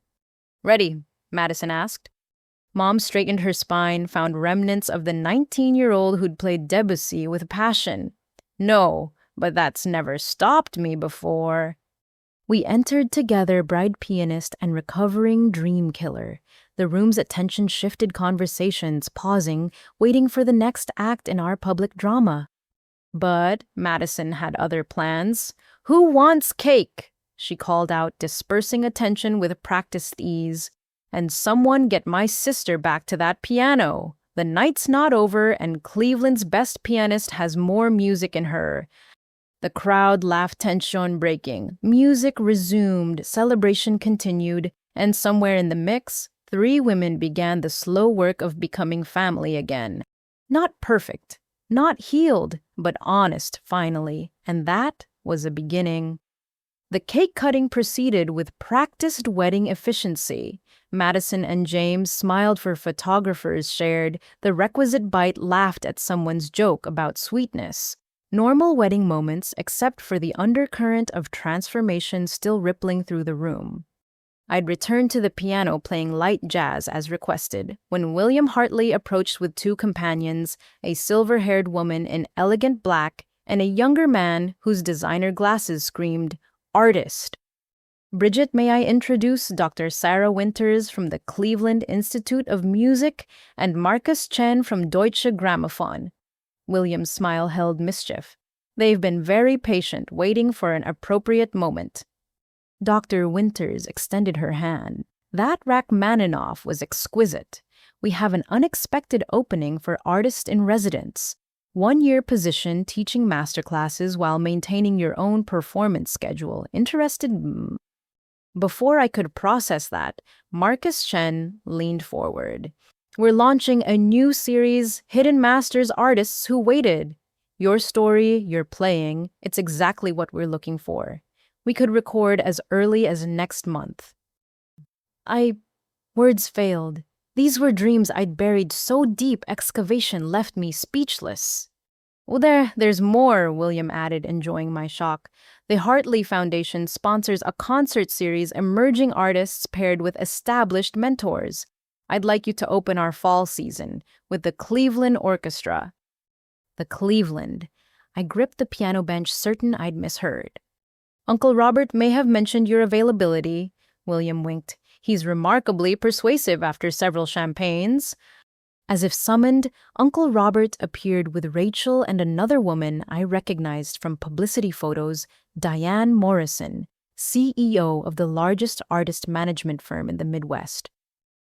Stop overwhelming my niece," Robert commanded cheerfully. "She needs representation before agreeing to anything. Diane, tell her why she shouldn't sign anything tonight."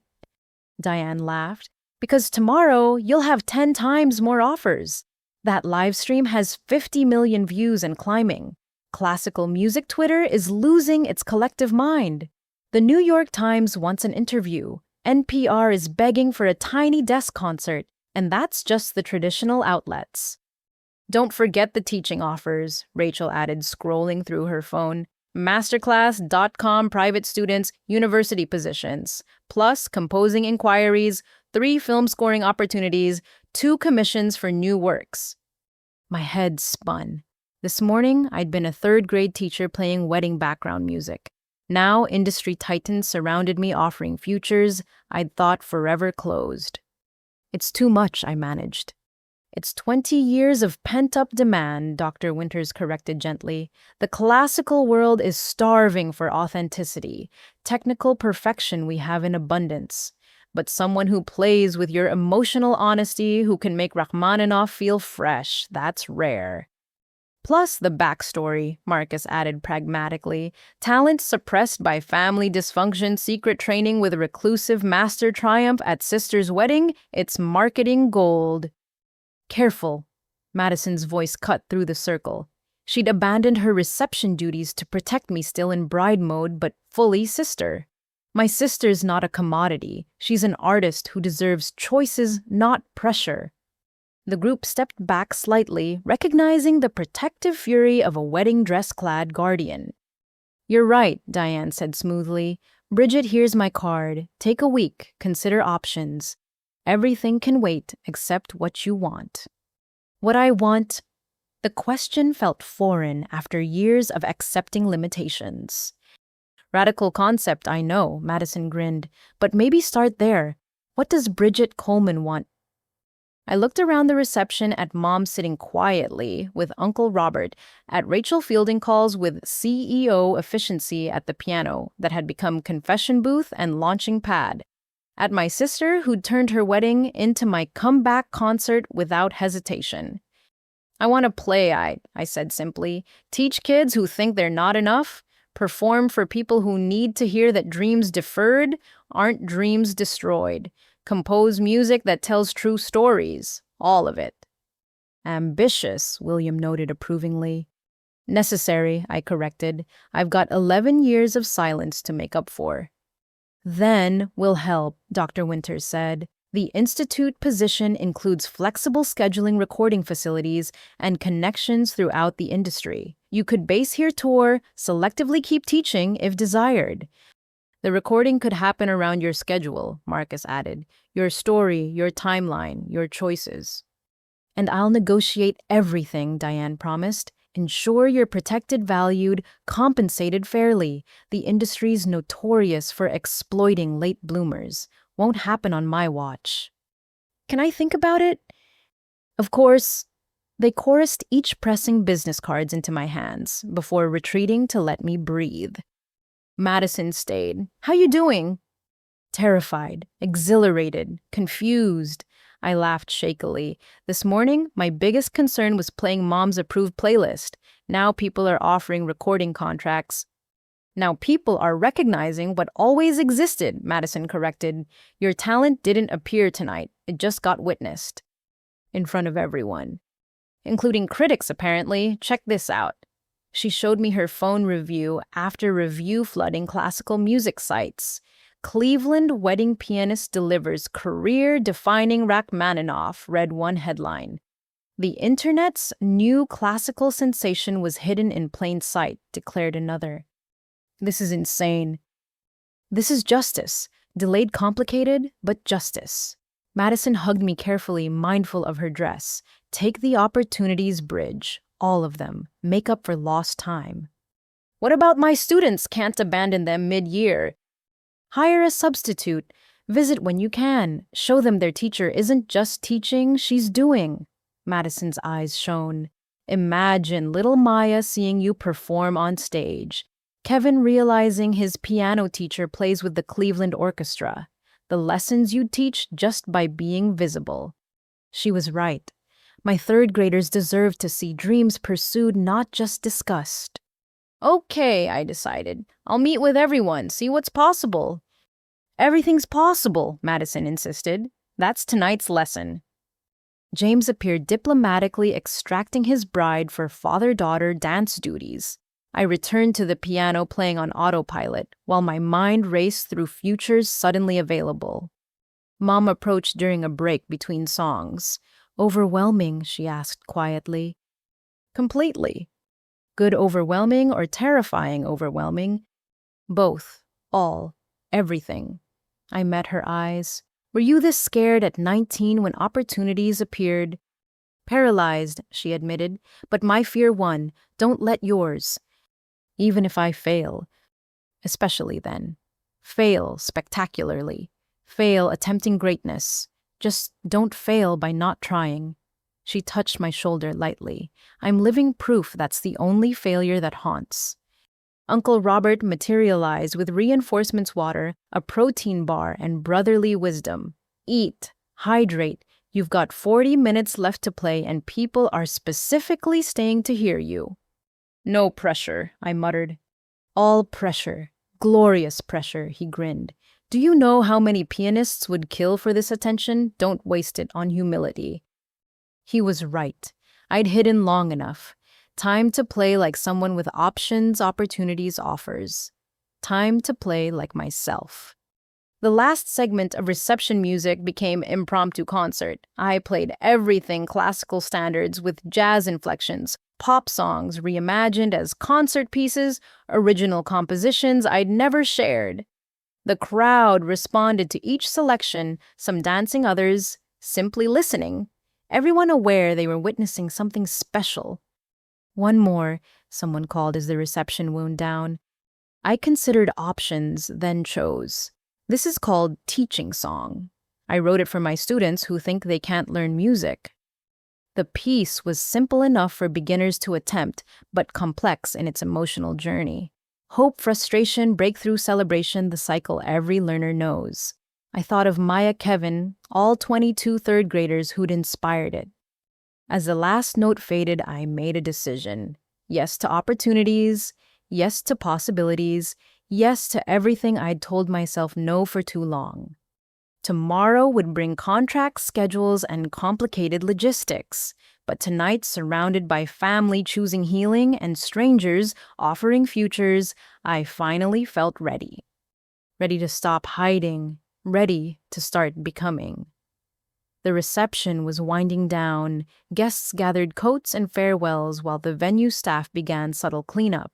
But in a corner booth, an impromptu summit convened family mentors and new allies mapping possibility. First things first. Diane Morrison said tablet out, stylus poised. We need a transition plan. You can't go from teaching to touring overnight without burning out. Agreed, Dr. Winters added. The institute position is flexible. Start with one masterclass monthly, build from there. Keep your teaching job while establishing foundation. Mom sat quietly beside me, her presence both surprising and necessary. She'd insisted on being part of planning, not to control, but to support. What about the school year, she asked.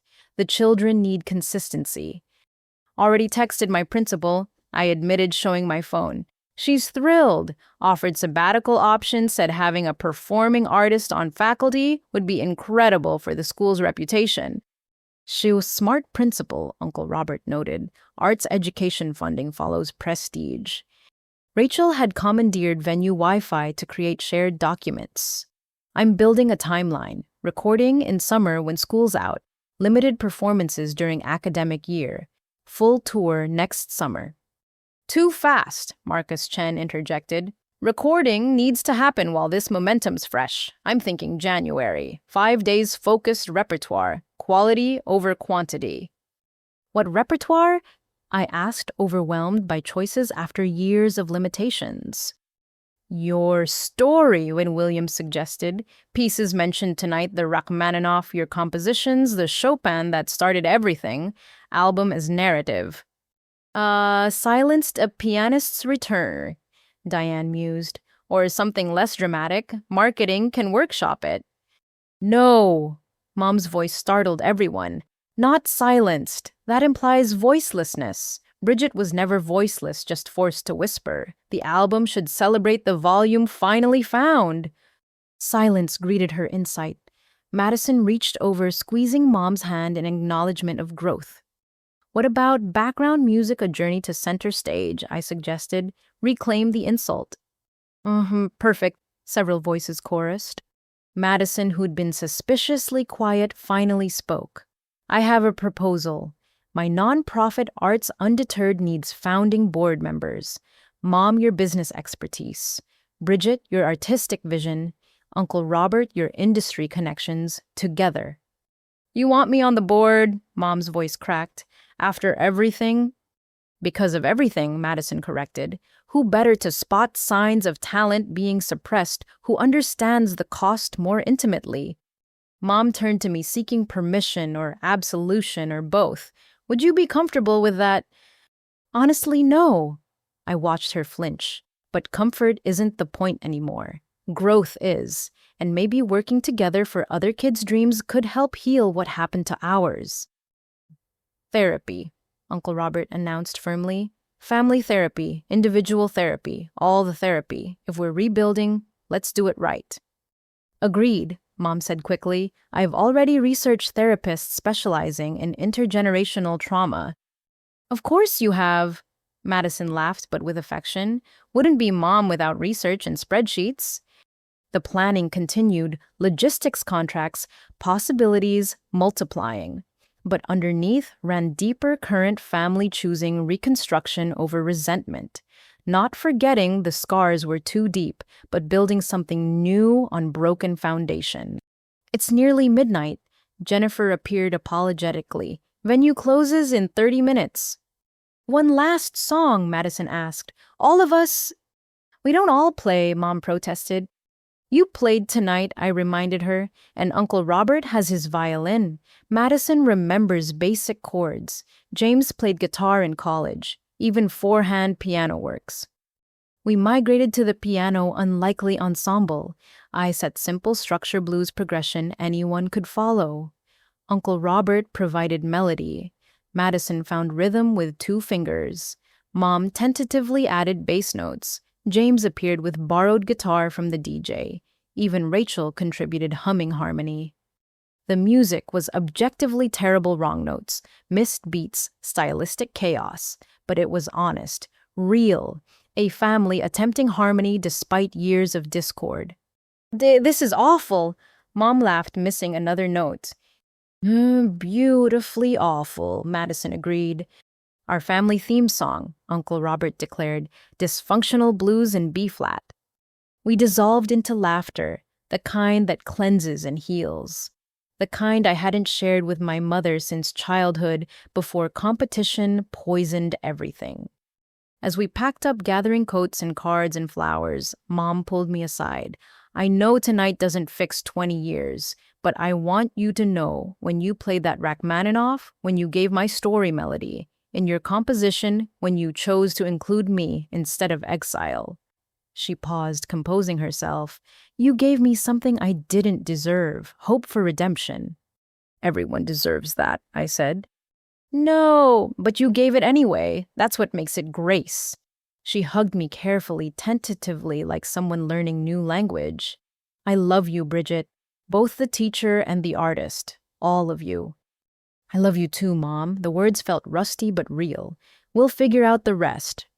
Outside, Cleveland's night air bit sharp with approaching winter.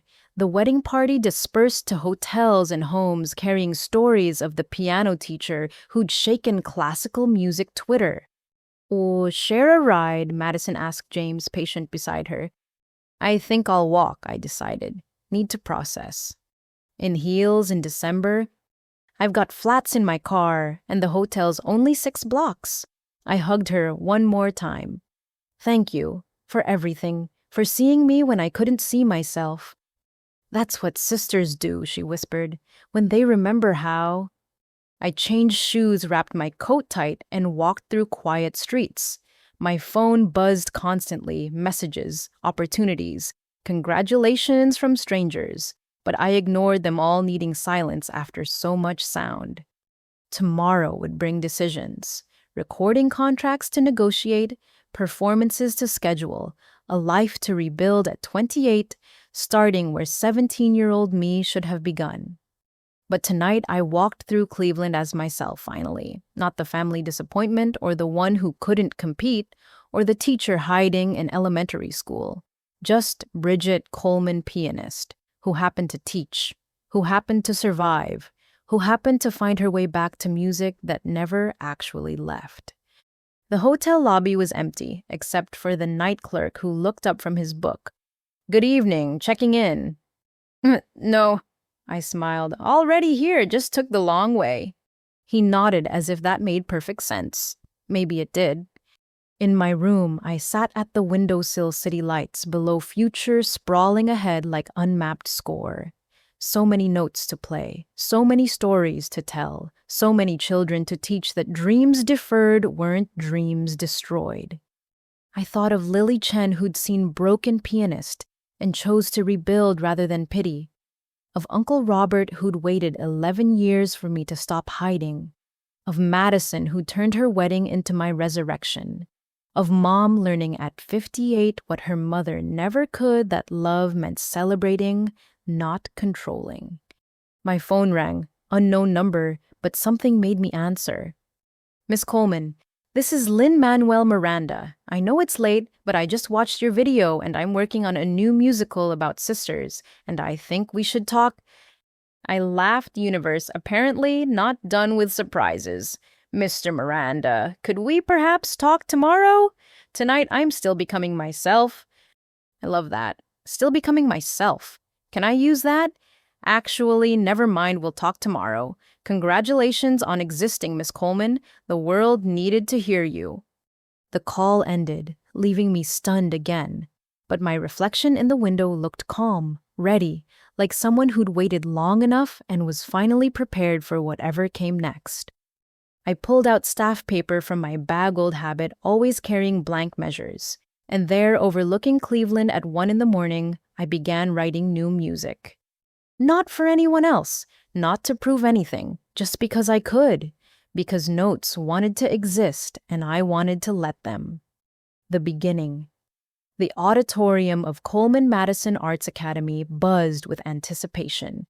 300 seats filled with children, parents, teachers, and a surprising number of professional musicians. Local news cameras set up in the back, documenting our first anniversary celebration. I stood backstage adjusting the same blue dress I'd worn to Madison's wedding, tailored now to fit the woman I'd become. Through the curtain gap, I could see my third graders from Riverside Elementary in the front row bouncing with excitement. Maya wore her sparkly piano keys hair clips. Kevin clutched the program where his name appeared as student composer. Nervous. Madison appeared beside me, clipboard in hand, but smiling wider than any executive director should. Terrified, I admitted. Playing for thousands at Carnegie Hall, fine. Playing for 22 8-year-olds who know exactly when their teacher's faking confidence? Horrifying. She laughed. They're so proud of you. Did you see Tommy made a sign? Our teacher plays good, misspelling and all. They've been my anchors, I said, through all the chaos this year. And chaos it had been.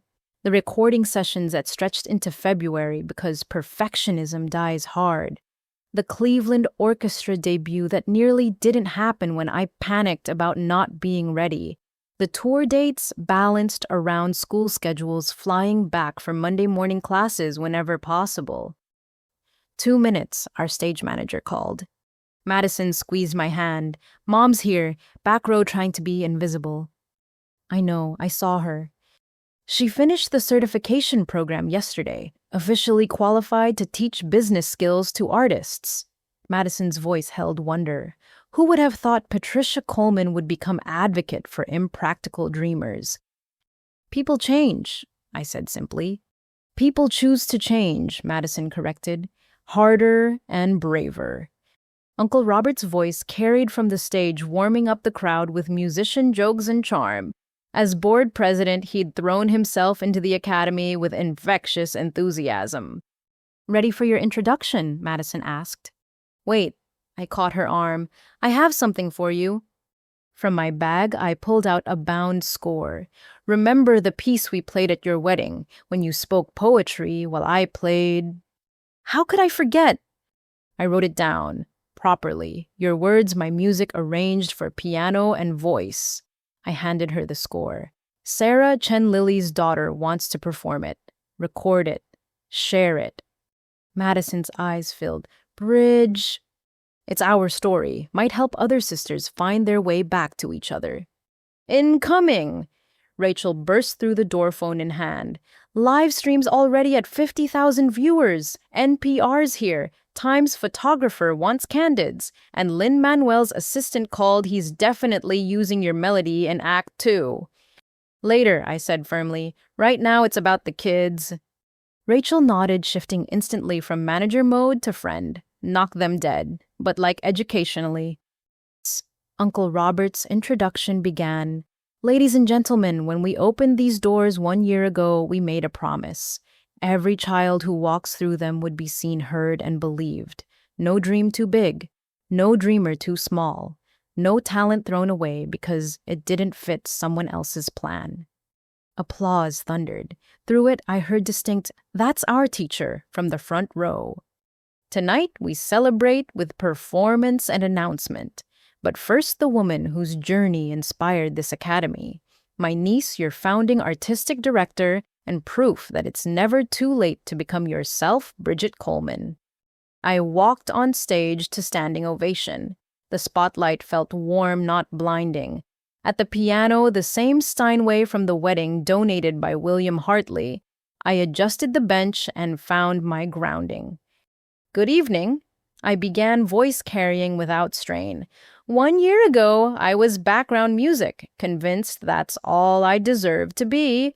Tonight, I want to talk about the space between background and foreground, the middle ground where most of us live, where dreams and reality negotiate, where children wait to be told whether they're worth investing in. Silence held the room. Even my squirmy third graders sat still. This academy exists because 3 women, my mother, my sister, and I, learned almost too late that competition kills art, that there's room for every voice, that the only failure is silencing someone else to make yourself feel louder. I found Mom in the back row. She nodded permission and encouragement in one gesture.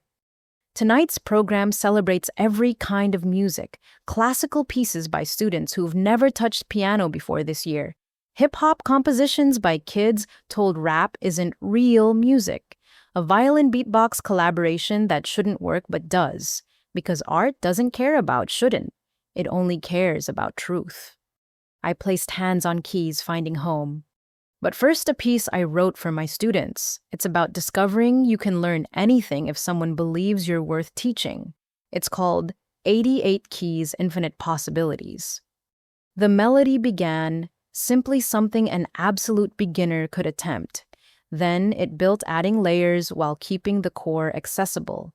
I thought of Maya mastering her first scale, Kevin discovering he could compose, Sarah finally believing her big hands were advantage, not obstacle. Halfway through, small voices joined from the audience. My students recognizing their part, we'd practiced it secretly for weeks. 22 8-year-olds singing about possibility, their voices imperfect and absolutely beautiful. Every key can sing a song, every hand can learn to play, every child has music waiting if someone shows the way. By the final verse, the entire auditorium sang, 300 voices claiming space for dreams. Madison conducted from the side, tears streaming. Mom had moved forward, no longer hiding, adding her voice to collective hope. The last note hung in air, transformed by community, then eruption applause that felt like healing. Thank you, I managed when it quieted.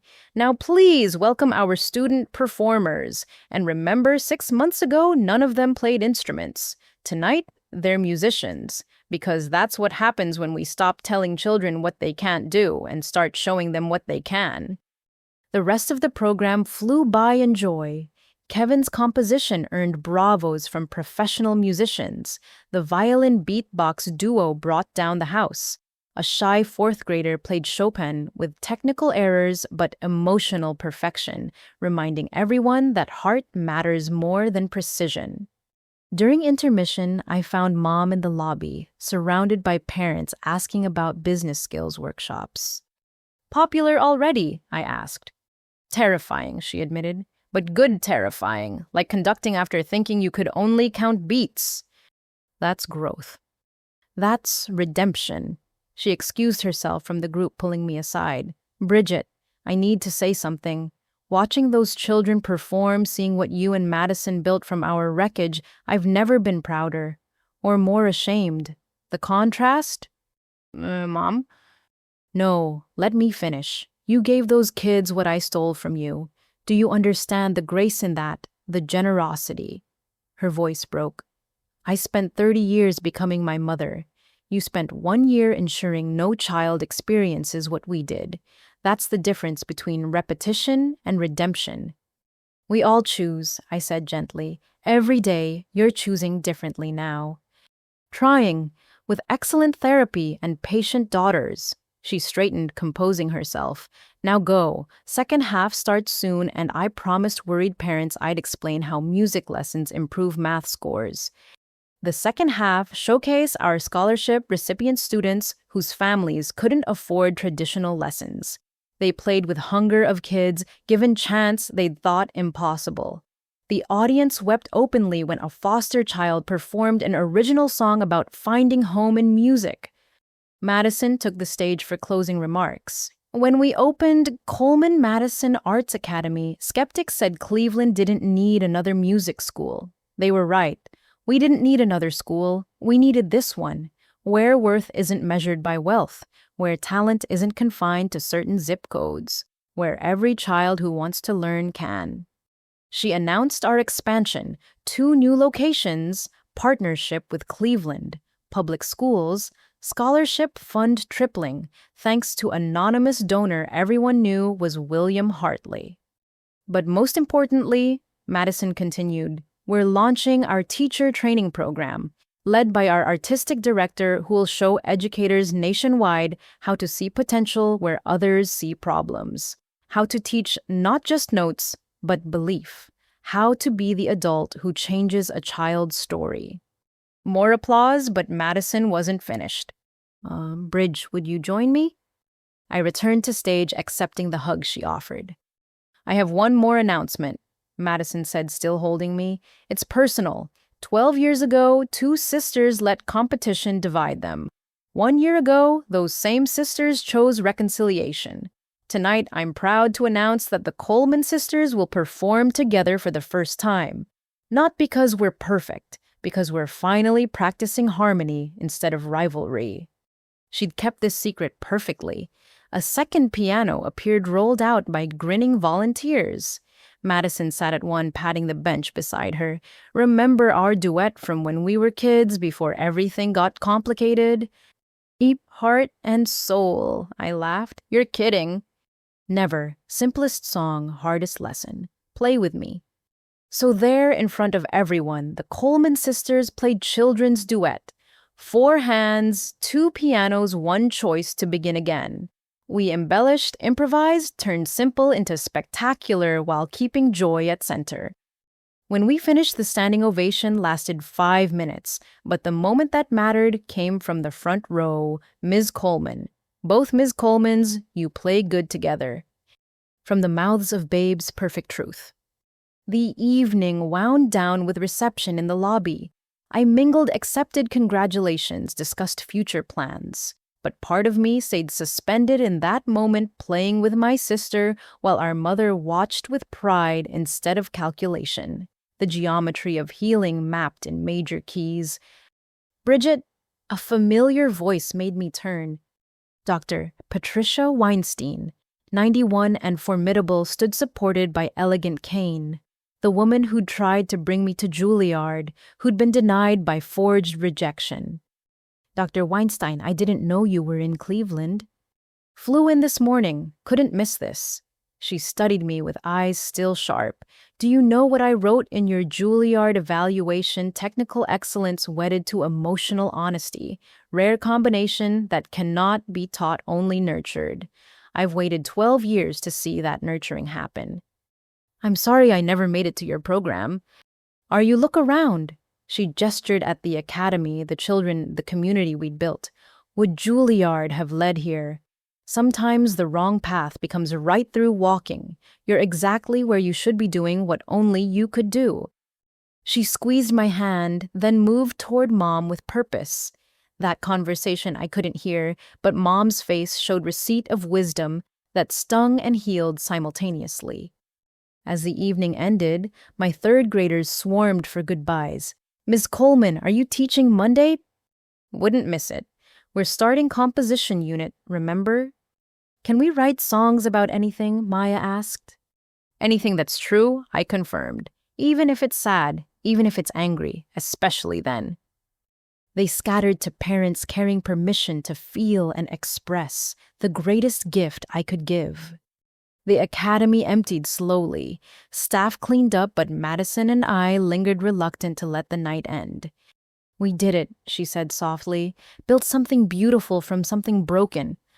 Still building, I corrected. Every day, every student. Mom appeared with our coats. Ready. We walked out together into Cleveland's winter night. Snow had started softening city edges. Our breath clouded in cold air, but warmth came from within. Thank you, I said to both of them, to the universe, to second chances and stubborn hope. For what? Madison asked. For refusing to let background be destiny, for proving that silenced voices once found sing loudest. I smiled. For being my family, complicated and real. Always, they said together. Behind us, Coleman Madison Arts Academy glowed with purpose. Tomorrow, children would fill those rooms with possibility, would discover their voices matter, would learn that dreams deferred aren't dreams destroyed, just dreams waiting for braver days. But tonight, 3 women walked through falling snow, finally keeping tempo together. The performance was over. The practice never ends.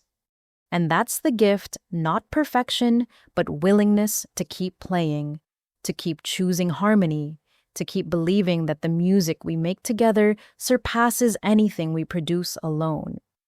In the distance, church bells chimed midnight. New day beginning. Same players, better song. The beginning again and always. If you've ever been told you're not enough, if someone's tried to silence your voice or dim your light, remember this: your dreams matter. Your voice deserves to be heard. Sometimes the very people who should nurture our gifts become the ones who try to bury them. But truth, like music, always finds a way to be heard. Have you ever had to fight for your dreams against family expectations? How did you find the courage to choose yourself? Share your story in the comments below. If this story touched your heart, please consider sharing it with someone who needs to hear that it's never too late to reclaim their voice.